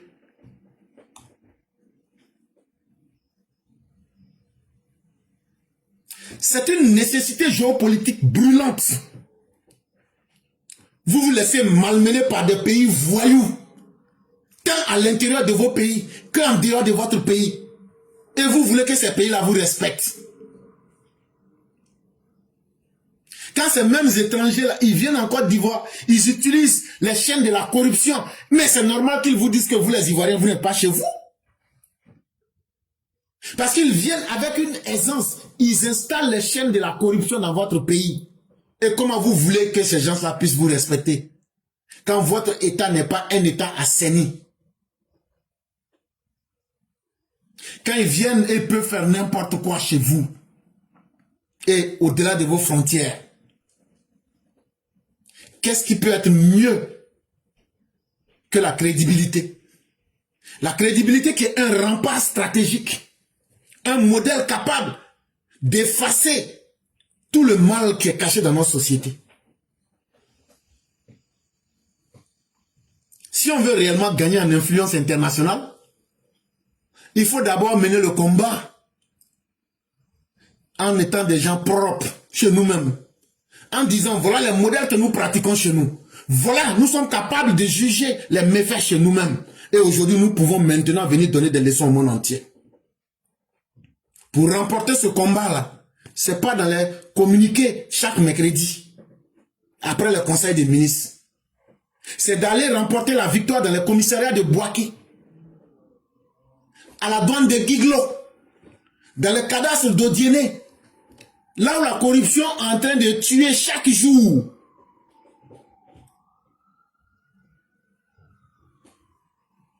Hey, la Côte d'Ivoire qu'on voit, c'est comme quelqu'un qui a retiré une grenade. On est au bord d'un précipice vertigineux. La Côte d'Ivoire que vous voyez là, on est dans un grand danger. La seule chose aujourd'hui qui nous fait tenir encore là, il s'appelle Alassane Ouattara. Mais les opposants là font partie du danger. Les étrangers font partie du danger. Et les ennemis intérieurs du RHDP sont aussi du danger. Mais ça là, ayons le courage de dire ça aujourd'hui aux gens. Il ne faut pas qu'on va continuer à blaguer les gens. À un certain moment là, il y a des modèles qui n'ont pas marché. Est-ce qu'il n'est pas utile de prendre aujourd'hui des solutions pour essayer de corriger ça radicalement? D'un côté, ceux qui sont en train de bénéficier aujourd'hui de la corruption veulent qu'on maintienne la tentation confortable de cette illusion-là. Et ils veulent que chaque matin, on n'a qu'à venir bercer les gens pour dire la Sotra a 25 bus, la Sotra a fait ceci, et le lendemain, les gens s'en vont brûler ces bus. Je vous ai parlé des choses qui brûlent facilement en Côte d'Ivoire. Ce n'est pas l'œuvre du diable. Ce n'est pas le soleil qui sort trop en Côte d'Ivoire. Parce que le soleil ne sort pas la nuit. Tout se passe la nuit. Quand des bus ne sont pas brûlés dans Abidjan Sud, c'est Abidjan du côté d'Abobo. c'est le China Mall à Boaké, ou bien encore c'est une partie de la zone industrielle hier. Ça ne vous paraît pas bizarre quand même? Ou bien le prix de l'essence a tellement baissé que l'essence coule au bord de la route? Je sais qu'on peut souvent cacher des preuves. C'est cette illusion-là que les gens veulent qu'on cache pour venir dire, ben vous savez, il y a 30%, il y a 25%, il y a 50%. Mais la douleur, elle est là. La douleur se trouve dans la réalité. Et cette douleur-là, on ne peut pas la cacher. Et cette douleur-là, il va falloir que nous la soignions. Sinon, là, nous ne serons pas une nation digne. Et nous ne serons pas une puissance durable. Et nous ne serons jamais respectés. Parce que les Blancs, même savent ce que c'est que la vraie Côte d'Ivoire. Ils savent que c'est un homme qui fait des efforts. Et ils respectent l'effort de cet homme. Mais à part cet homme, la Côte d'Ivoire en tant que pays n'est pas respectée. Et ça là, le dire là, si c'est un crime là, alors j'ai commis un crime. Mais ne pas le dire, j'aurais été dans la pire des prisons qui est celle de ma propre conscience. Parce que l'histoire ne va jamais pardonner à une nation qui a choisi la facilité de l'aveuglement. L'histoire ne pardonnera pas à un pays qui a fait la promotion de l'injustice. L'histoire va honorer les pays qui ont eu le courage de se réinventer face à l'abîme. Et la Côte d'Ivoire doit faire maintenant un choix. Si ce mandat est le dernier du président Alassane Ouattara, il faudrait que nous ayons, si encore nous autres nous sommes des intellectuels, que nous ayons le courage de rentrer dans l'histoire en aidant le président Alassane Ouattara avec la vérité. Et monsieur le président, l'horloge du destin égrène.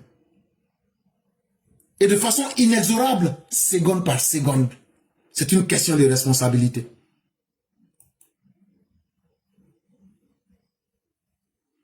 Mesdames et messieurs, nous avons terminé. Je dis merci à tous ceux et toutes celles qui nous font confiance. Malheureusement, nous n'avons pas pu avoir l'édito des Mers Blancs, certainement tenu par le travail et des engagements. Ce n'est pas un problème, ce n'est que partie remise pour peut-être un autre jour. Merci à tous ceux qui nous font confiance. Et à tous ceux et toutes celles qui voudraient prendre la parole, signalez-vous. Nous sommes à la 4e minute. Dès la 5e minute, on va lancer les hostilités pour que ceux qui veulent s'exprimer ou ceux qui veulent s'opposer, vous puissiez le faire avec des arguments et soutenir aussi votre thèse. Et s'il n'y a personne, automatiquement, dans les 10 secondes qui suivent, je vais fermer. Parce que nous aussi, on est tenus par des engagements. On doit chercher notre pain quotidien. On ne peut pas du tout perdre même une seconde. Et donc, nous sommes à la 5e minute. Il me semble qu'il n'y a personne. Et là, donc, à la 6e minute, je vais directement fermer le direct pour pouvoir procéder à d'autres choses et pouvoir continuer les activités. Et donc, je dis merci à tous ceux qui nous ont suivis. Merci à tous ceux et toutes celles qui nous font confiance tous les jours. En tout cas, du mieux de ce que nous pouvons, nous faisons ce que nous pouvons. Et donc, nous avons 2 personnes, c'est le père Martial et notre mère Salé Koné. On ne prendra plus personne. N'hésitez plus, nous ne prendrons plus personne. Comme j'ai dit, nous sommes très pris par le temps. Et donc, on va leur donner la parole rapidement pour que les uns et les autres puissent s'exprimer et on va pouvoir progresser. Et c'est à notre mère Salé que nous allons donner la parole aujourd'hui. Et avec le père Martial, nous allons pouvoir clore. Nous disons merci à tous.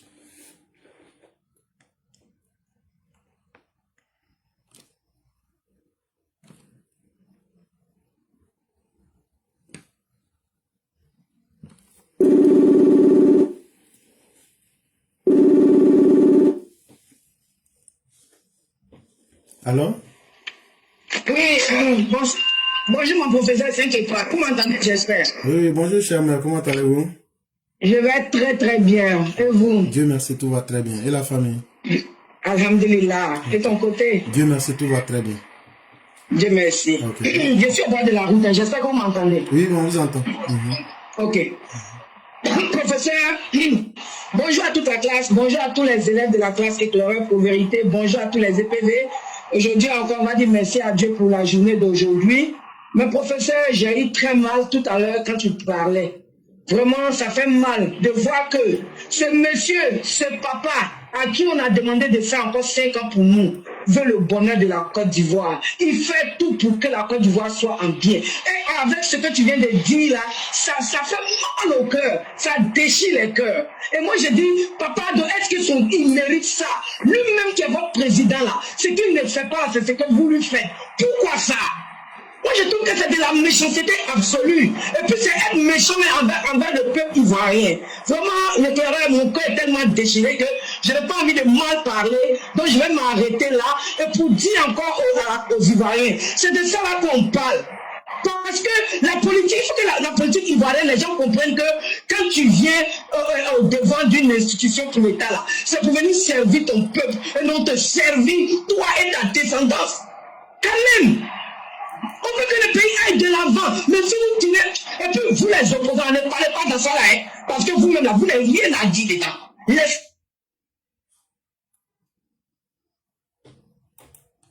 RHDP, quel que soit ce que le RHDP fait, vous n'êtes pas mieux que nous. Donc vous la fermez, et puis vous allez nous regarder parler de nous, de ce qu'il y a à parler. Parce que là, on a dit qu'on veut aider notre papa à gérer les 5 ans qui arrivent là. Parce qu'après ça, là, c'est 2030 qui arrive. On ne va pas s'amuser.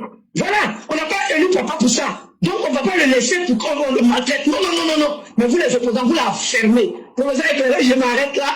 Que Dieu nous protège, que Dieu protège papa de tous ceux qui l'entourent, que Dieu protège tous les Ivoiriens, et puis de paix, et puis de paix. Ceux qui veulent vraiment que la Côte d'Ivoire reste en paix, à vous, je vous souhaite que Dieu vous protège, et nos combattants vaillants qui sont au front, que Dieu les protège, qu'il les ramène sains et saufs, et que Dieu couvre la Côte d'Ivoire. Professeur, toi-même, voilà, Bilay, les anges de Dieu, tu t'entoures de tous les côtés. Professeur, lui, à la timidité, c'était pas bon. Merci beaucoup, que Dieu te protège, que Dieu protège tous les EPV. Merci.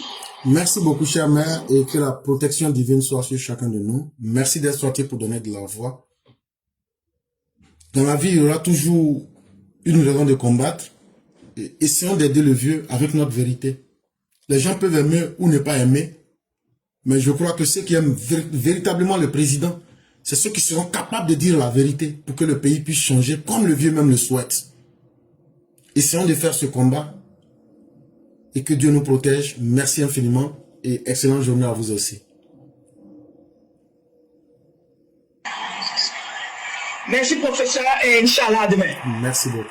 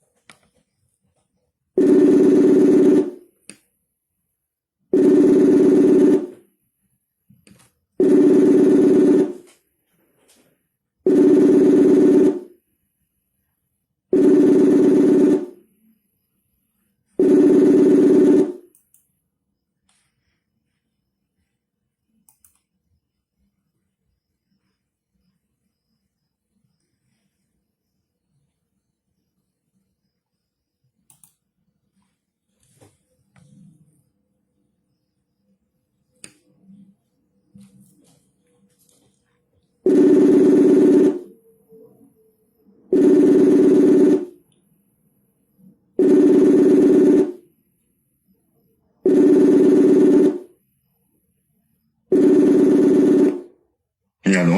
Oui, bonjour, cher Annie, comment allez-vous? Oui, ça va très bien, Clara. Et vous? Dieu merci, tout va très bien. Et la petite famille? Tout le monde se porte très bien. Et de votre côté? Oui, ça va très bien, Dieu merci. J'ai une petite question, je ne sais pas si vous pouvez la répondre. C'est concernant, comment on appelle ça, l'incendie des bus.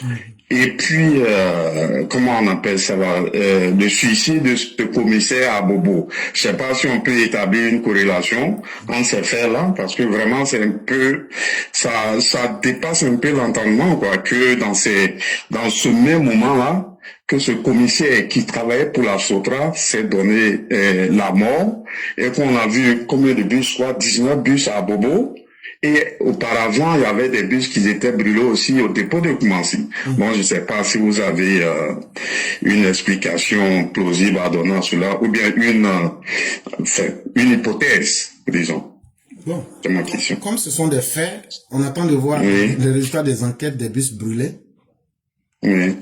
Mais en même temps aussi, bon, le suicide, peut-être que c'est des causes familiales, on ne le sait pas pour l'instant. Mais comme vous le dites, peut-être aussi que c'est lié aussi à ces incidents de bus brûlés, on ne saurait le dire.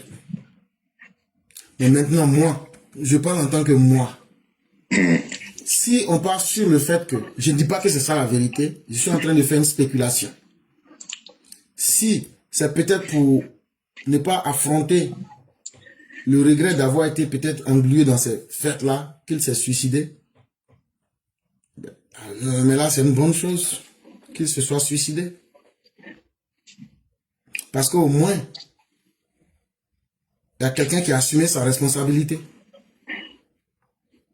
Dans les pays comme le Japon, quand on t'attrape dans des cas de corruption, là, ce qu'on appelle le harakiri, on te donne un couteau pour que tu déchires ta veine jugulaire devant tout le monde. Dans notre Afrique traditionnelle, là, quand quelqu'un était un voleur, un criminel, là, il y avait des séances qu'on faisait, là, on tuait la personne. À un certain moment, il faut arrêter avec certaines choses. Mais le père en question qui s'est suicidé, on ne peut pas forcément dire que c'est à cause de ces bus-là. Parce qu'on a vu récemment un agent de la gendarmerie qui s'est mis une balle dans la tête. Ça peut être lié à un problème social, à un problème de famille, de foyer. Et donc, on ne pourra pas faire directement une corrélation. Mais je peux dire que je reste ferme sur ma position. Tous ceux qui sont liés à ces scandales-là, ils doivent payer le prix le plus cher. Et ce ne sont pas des fruits du hasard. Et si nous ne condamnons pas ces personnes-là, au même titre que le citoyen petit voleur de poulet, ça veut donc dire que c'est le gouvernement qui les protège. Et donc là, il faut qu'on ait le courage de dire aux gens que les gens auront toutes les raisons de désespérer. Mais il faudrait que ce modèle-là cesse. Ça, pour de vrai, il faudrait que ce modèle de protéger les criminels, il faut que ça cesse. Parce que l'État a lui-même trop encouragé les criminels. Et c'est pourquoi il ne se donne pas de limites aujourd'hui. On ne pense pas à la question de l'intérêt national. On pense à l'intérêt des individus. Mais on oublie que ces individus ont détruit des vies. On détruit des avenirs. Parce que dans des hôpitaux, les 13 milliards qui ont été volés là, il y a des femmes qui vont mourir en couche.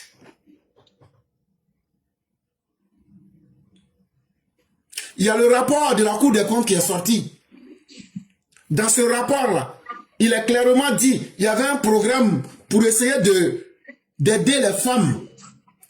C'est vrai que entre 2011 et maintenant, là, le nombre de femmes qui mouraient pendant les couches a beaucoup diminué.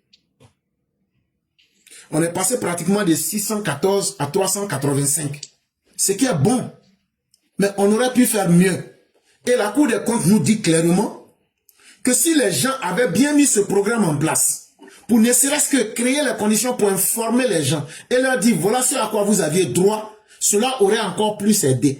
Maintenant, ces femmes qui sont mortes là, est-ce que je ne peux pas dire qu'il y a la faute de M. Doumbia dedans? Est-ce que M. Doumbia peut voler 13 milliards ou même des milliards et puis lui seul il va faire ça? Personne n'a su et personne n'a vu. Donc c'est tous ceux qui sont dans cette chaîne de corruption. Mais si on arrive à pardonner les opposants, on arrive à pardonner des voleurs comme qui viennent nous donner des leçons en pleine journée. Mais ceux qui sont aux affaires vont se dire mais finalement attends je vais faire la même chose. C'est cette culture-là qu'on a installée. C'est comme ça qu'on veut que Alassane Ouattara finisse. Si c'est comme ça que les gens souhaitent que le mandat final d'Alassane Ouattara soit, ce n'est pas pour ça que les Ivoiriens l'ont voté. Pour que l'argent des Ivoiriens finisse dans la poche des individus. Nous n'accepterons jamais cela. Donc voilà un peu ma réponse, cher père.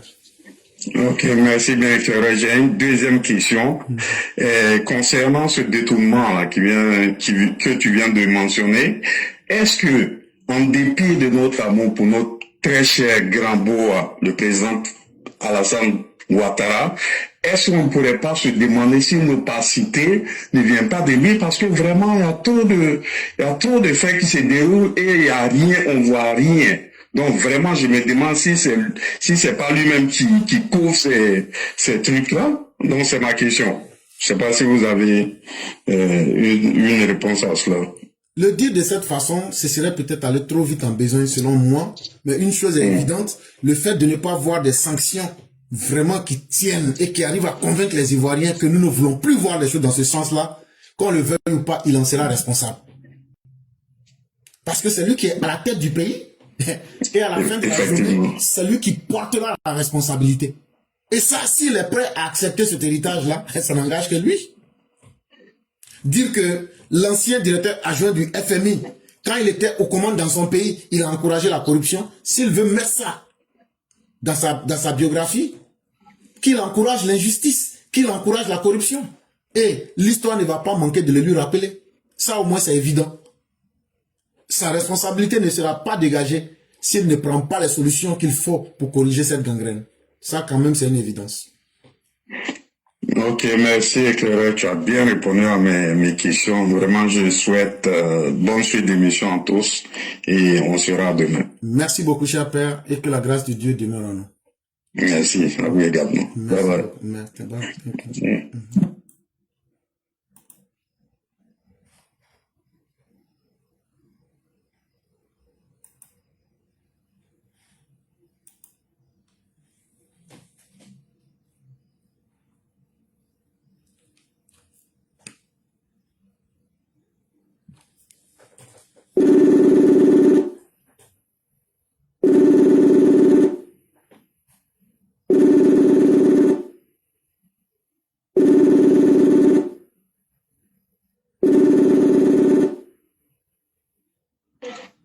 Allô?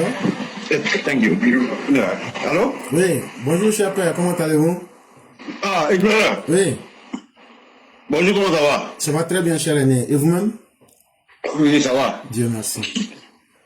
Donc, on va vous laisser la parole.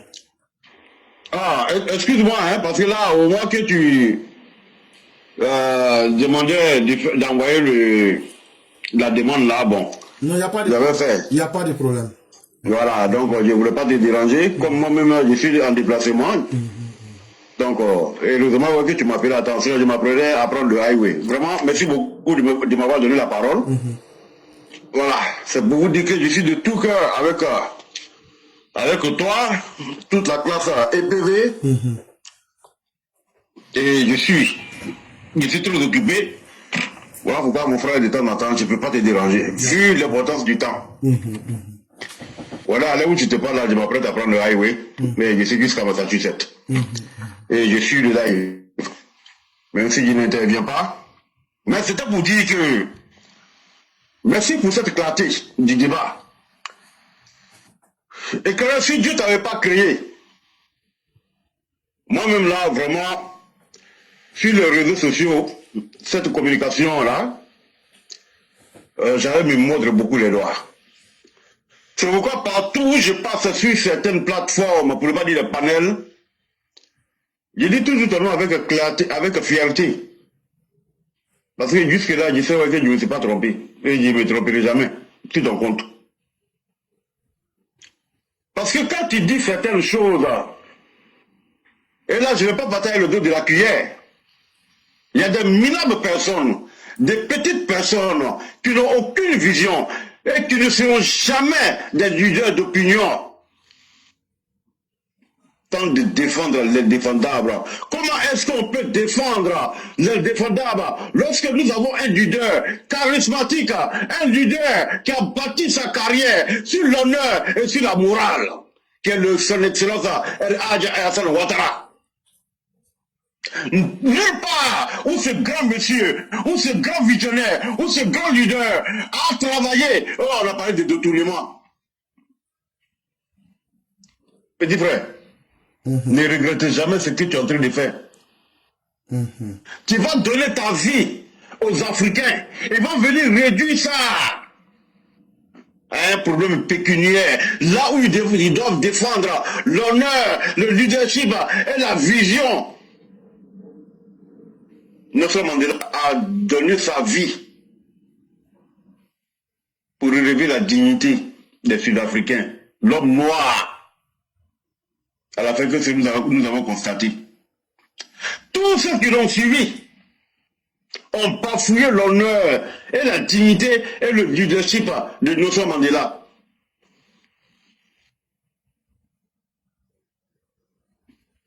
Vaut mieux prévenir que de guérir. Et c'est ce qui risque d'arriver après le président Ouattara. Mais nous autres là, qui sommes convaincus, qui avons suivi le président Ouattara par conviction, nous n'allons jamais le regretter. Qu'est-ce qu'on assiste dans son entourage? Pour ne pas dire ses collaborateurs, pour ne pas dire certains de ses collaborateurs. C'est pourquoi lorsque le père à son âme, Amadou Gon et le premier ministre Ahmed Ouattara sont tombés avec les armes à la main, et lorsque il a mis son petit frère à la défense, il y a des personnes malveillantes, criminelles, diaboliques. On dit que le président Ouattara est en train de nommer son entourage et qu'il est en train de préparer son petit frère pour être le prochain président de la Côte d'Ivoire. Mais si ceux qui sont les entourages, à défaut de ce qu'ils aiment, on va se contenter de ce qu'on a.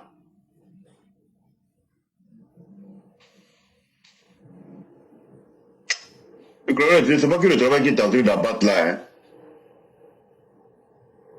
Mais un petit frère, je suis un peu pris par le temps. Je dois prendre la route. Il n'y a pas de problème, cher année.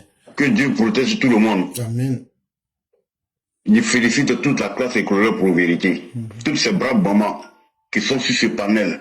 Tous ces braves hommes qui sont sur ce panel-là. Et avec toi, il est éclaireur, ton leadership, avec la grande sœur Masseta Blanc. Il ne faudrait jamais de vous remercier. Il ne faudrait jamais de vous féliciter. Bonne journée à tout le monde. Merci beaucoup, cher aîné. Que la grâce de Dieu nous accompagne et que Dieu fasse que le trajet que vous allez entreprendre soit couronné de succès, de votre départ jusqu'à votre retour, et que Dieu nous protège tous et qu'il nous donne le sens de comprendre pourquoi il faut se battre pour qu'une société puisse être juste et pour que vraiment nous puissions honorer nos grands leaders. Merci à vous-même. Excellente soirée et que la grâce de Dieu demeure en nous. Amen, mon frère. Merci beaucoup. Mesdames et messieurs, nous allons terminer avec le patriarche Martial Koulibaly. C'est avec lui que nous allons mettre fin au direct. Nous vous disons merci infiniment. Et restons positifs et restons déterminés. Et menons ce combat parce que ça en vaut la peine.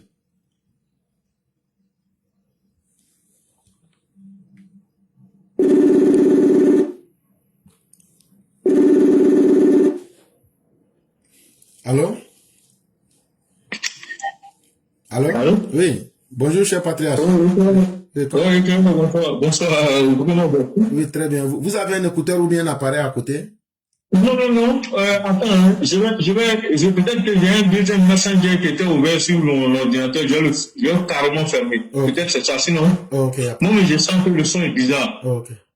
Attends, je vais sortir carrément. Attends, si le coup, mais j'éteins l'ordinateur. C'est peut-être plus simple. Mais il y a toujours l'écho? C'est bon, on vous entend maintenant. Ah, d'accord, ok, Dieu merci. Donc, merci beaucoup, Claire, de me donner la parole. Hein. Désolé, j'ai pris le direct en marche, mais je suis tombé sur la dernière partie où tu étais en train de, je dirais pas, c'est pas un coup de gueule, mais tu étais en train de mettre l'accent sur cette histoire de corruption, voilà, c'est vraiment, c'est une gangrène, c'est un cancer pour le pays, malheureusement, quoi. C'est triste, c'est choquant. Mais qu'est-ce que tu veux, c'est malheureux, il faut qu'on en parle, mais il ne faut pas simplement en parler. Il faut que franchement, le président Ouattara, pour ce que tu as dit, c'est sa responsabilité politique qui est en cause. C'est pas sa personne. On connaît son esprit de probité et tout le reste. Et pendant que tu parlais, j'ai mis dans les observations que c'est digitalisé, hein. Le système financier, le système de passation du marché, tout est digitalisé. Mais éclaireur, nous garde. Il frappe dans les angles morts du système pour détourner l'argent. C'est ça la vérité. Il frappe dans les angles morts du système. Ils connaissent le système. Donc, ça pose quel problème? Oui, c'est un problème de probité, mais ça pose le vrai fond du problème là. C'est le capital humain. Les ressources humaines en Côte d'Ivoire, de manière générale, depuis les indépendances jusqu'à aujourd'hui, tout le monde est grillé d'arracher. Pourquoi Alassane Ouattara sort du lot? Il n'a pas grandi ici. Sinon, je ne suis pas sûr qu'il serait à 100% comme il est, je ne crois pas. Parce qu'il serait corrompu par le système. Très peu de... Si tu prends 10 Ivoiriens, que tu cherches un des hommes de probité, je ne suis pas sûr que tu puisses enlever plus de 2 dedans. Je suis convaincu de ça. Parce que même moi qui suis en train de parler, quand tu s'en profites de la corruption, tu vas à la mairie, tu veux faire un document, si tu es trop pressé, tu glisses 1 000 francs, tu es venu trouver les gens, ils vont aller faire tes papiers, venir te donner ça, tout signé, tout rapidement. C'est une corruption. Ce que tu as fait là, c'est pas normal. Nous tous, nous profitons parce que le système, rien n'est fait pour lutter contre le système. Vous savez, Singapour, là, quand Singapour a eu son indépendance là, les gars n'avaient rien. Il n'y avait rien du tout à Singapour. Même l'eau potable, ils importaient pour boire. Mais le premier responsable de Singapour, là, il a dit aux Singapouriens que le capital le plus important de leur pays, là, c'est les ressources humaines, c'est l'homme. Ils ont mis l'accent sur l'éducation et la formation. Aujourd'hui, voilà ce qu'est devenu Singapour. Donc la Côte d'Ivoire, là, on a construit, depuis les indépendances, on pense que le développement va se faire que par les infrastructures. C'est faux. Ce n'est pas le cacao ni le café qui vont faire le développement de la Côte d'Ivoire, ni les minéraux, ni les immeubles, ni les choses. C'est les ressources humaines. Il faut qu'on inverse la courbe. La courbe. Si on n'a pas inversé la courbe là, on ne va pas s'en sortir. Il faut réhabiliter l'éthique du travail bien fait et l'éthique de la performance. C'est ce qu'il faut à la Côte d'Ivoire. Parce que c'est un pilier, ça doit être un pilier important des 5 prochaines années et même je dirais les 10 prochaines années. Honnêtement. Sinon, on ne va pas s'en sortir. Parce que pour le DAF, on ne peut pas prendre plusieurs milliards si un système de vol, de fraude n'a pas été mis en place. C'est pas possible. Le ministre ne peut pas dire que son DAF a volé, lui n'est pas au courant. Il ment. Il est au courant. Je ne peux pas parler parce qu'on est en public. Sinon, en réalité, là, quand la fin de l'année approche, là, on sait comment ils font pour faire sortir l'argent. On a toutes les informations. Nous, on est en Côte d'Ivoire, on n'est pas ailleurs. On connaît comment les banques fonctionnent. Donc, ces angles-là, ce sont ces angles-là. Il faut corriger la digitalisation qui existe. Tout simplement. Pour que les angles soient le plus surveillés possible. D'abord qu'il existe moins d'angles morts, mais que ces angles morts-là soient protégés et surveillés avec comme du lait au feu. Parce qu'il y a des angles morts, il y en aura toujours. Mais c'est une question de probité dans tous les pays du monde là. Il n'y a pas un système qui est parfait. Mais pourquoi ailleurs, comment les gens font? Et puis en Côte d'Ivoire, on n'est pas capable. Il faut remarquer, on s'est plaint du régime de Dousso Boigny. On les appelait les grillés d'arachide. Quand Bédié est arrivé au pouvoir, on s'est plaint du régime de Bédié, avec le détournement autant des Dukaoué. Quand Babo est arrivé au pouvoir, on s'est plaint des Babo pour les détournements. Alassane Ouattara arrive au pouvoir, le même phénomène persiste. Ce n'est pas une question de régime politique, c'est une question d'Ivoirien. C'est ça la vérité. Même ceux qui sont aujourd'hui dans l'opposition là, eux, ils ont déjà fait leur preuve par le passé. S'ils reviennent au pouvoir, ils vont faire pire qu'avant. Parce qu'il y a plus d'argent maintenant. Voilà la réalité. Donc, quel que soit ce qu'on va faire là, tant qu'on ne mettra pas l'accent sur l'éducation, quand je dis l'éducation, ce n'est pas simplement aller à l'école. Le citoyen modèle. Faire comprendre aux gens que les deniers publics là, ça ne leur appartient pas. Il faut qu'ils apprennent à vivre selon ce qu'ils gagnent. Mais ils vivent au-dessus de leurs moyens. Et ils ne finissent jamais de voler. C'est ça le problème. Et ça, franchement, tant qu'on n'a pas réglé ce problème de ressources humaines là, on ne va pas s'en sortir. Donc la Côte d'Ivoire ne va pas se développer, je le répète, par son cacao ou par le maïs ou encore par les buildings ou par les routes ou par les ponts. Non, le pays va être joli, mais les gens qui animent le pays sont des gens, ce sont des gens pourris. C'est ça la vérité, on est pourris jusque dans l'os. Tu viens de le dire, quand même militaire quelque part, s'il dit trop, il va mettre en place un système où un policier ou un gendarme, il met en place un système. Mais ça ne date pas d'aujourd'hui, ça a toujours été comme ça. Mais on ne va pas se contenter de dire que ça a toujours été comme ça. Donc le mal est connu. Donc il faut que, sincèrement, le président prenne cette affaire à bras le corps. Les institutions de lutte contre la corruption existent. Malheureusement, le tout n'est pas que c'est sur papier, c'est propre. Mais dans la réalité, ça se passe comment? Aujourd'hui, les opposants là, ils vont parler, ils vont dire oui, on détourne, on fait ceci, cela. Quand ils étaient là, ils ont fait la même chose. Donc, ils ne sont pas mieux que ceux qui sont là. La grande différence, c'est qu'au moins ceux qui sont là, de par leur chef, 90% des ressources humaines sont en train d'être utilisées, des ressources, publiques, sont utilisées pour le développement du pays. Oui, on a compris ça. Mais quand les études démontrent, en 2022, Fraternité Matin, du 1er février 2022, allez-y taper sur Internet, vous allez voir 1400 milliards de corruption que la Côte d'Ivoire perd par an. 1400 milliards, vous vous rendez compte? Ça fait combien de milliards de dollars? Ça fait combien de milliards de dollars qu'on perd à la corruption? Des déperditions, tout ça c'est de l'argent qui va dans les poches des gens, dans les différents comptes offshore, mais de moins en moins offshore dans les comptes africains. Ils mettent ça avec des prête-noms. C'est ce qu'ils font, c'est leur travail qui est là. Et ils sont arrogants. Non seulement vous volez l'argent de la République, mais vous êtes arrogants et méchants. Vous n'êtes des personnes. Les gens volés là. Au moins, si vous donnez même un peu, peut-être Dieu peut avoir pitié de vous, mais vous ne donnez pas non plus aux militants. Vous êtes arrogants. Imbu de vos personnes. C'est ça. Donc le fond du problème là, encore une fois, c'est les ressources humaines, c'est l'état d'esprit. Tant qu'on n'a pas corrigé cet aspect-là, franchement, c'est très grave. On ne va pas s'en sortir.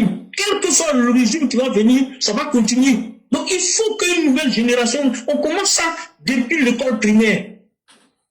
On fait une partie en termes de les grandes personnes qui sont là, ce sera la répression, parce que la répression ne suffira pas. On fait la répression sur ceux qui détournent les deniers publics et on forme une nouvelle jeunesse, de nouveaux esprits, un nouveau modèle d'Ivoirien.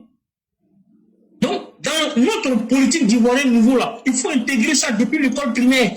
Que les gens comprennent que ce qui ne leur appartient pas, ils ne doivent pas prendre. Que les deniers publics là, c'est pour tout le monde. Que donc, si on leur confie quelque chose, ce n'est pas à eux de s'emparer de ça. Maintenant, il faut étudier leur système de vol.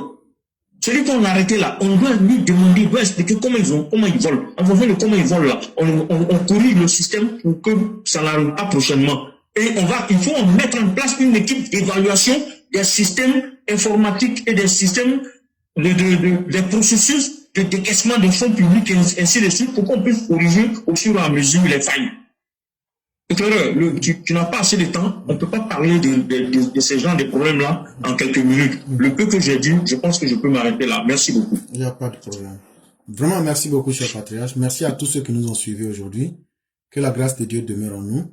Demain sera la voix du militant. On pourra certainement continuer. Et donc, on va vous laisser rapidement la conclusion pour fermer le direct du jour. Merci infiniment. Oui, merci beaucoup, éclaireur, merci. Les problèmes que nous soulevons ces derniers temps, ce sont des problèmes existentiels pour la Côte d'Ivoire. Hein. On a fait le jouer à quelque chose. Ce sont des problèmes existentiels pour la Côte d'Ivoire.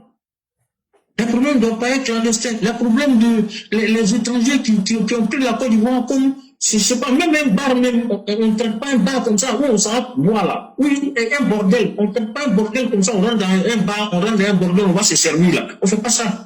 Le pays est trop bêtement ouvert et dangereusement ouvert. Il faut qu'on trouve une solution à ça. Il faut qu'on mette en place quelque chose pour justement régler très rapidement ce problème-là. Ça ne peut pas continuer. Les chefs des villages, les militaires, les gendarmes, les policiers qui sont censés démanteler les réseaux d'orpaillage clandestin sont les plus corrompus et qui accompagnent ce réseau-là. Voilà. Voilà. Les Maliens qui s'enrichissent en Côte d'Ivoire dans l'orpaillage clandestin, les Burkinabés qui s'enrichissent en Côte d'Ivoire dans l'orpaillage clandestin, on ne peut pas les compter du bout des doigts. Et donc, tu as effectivement raison de dire que l'argent du financement du djihadisme, ça vient de là. Les gens sont autant 15 tonnes d'or. Est-ce que les gens s'imaginent ce que ça représente en termes de milliards? C'est beaucoup d'argent. Et tout cet argent-là, ça finance beaucoup de réseaux criminels. Voilà. Donc, chers frères et chers sœurs, ne soyons pas découragés. Ne soyons pas, on peut être dessus. Mais, quoi qu'il en soit, quand un problème a l'avantage d'être connu, il faut maintenant trouver une solution. Et oui, on va continuer à interpeller le gouvernement pour qu'on puisse trouver une solution à ce problème-là. La solution ne peut pas être, c'est pas avec un coup de baguette magique que ça va se régler. Ça va se régler dans le temps et dans l'espace. Et on espère que ce sera pris à bras le corps par le président. Parce que l'affaire de Doumbia, là, du DAP, là, c'est un signal fort qui a été donné au président. Pour qu'il comprenne qu'il sait certaines choses, peut-être qu'il voulait se donner un certain temps pour agir, il faut agir ici et maintenant. Merci beaucoup à tous les EPV. Que Dieu continue de maintenir et de protéger la plateforme. Que Dieu continue de te protéger, de te maintenir toi également. Que Dieu protège tous les EPV. Que Dieu nous protège tous. Que Dieu protège le président Ouattara. Que Dieu protège la Côte d'Ivoire contre les ennemis connus et inconnus. Et Claire, merci beaucoup. Bonne journée à tout le monde. Que Dieu nous aide. Merci beaucoup, cher patriarche. Puisse Dieu accepter toutes les prières et qu'il nous protège tous. Merci et bien des choses à toute la famille. Merci beaucoup.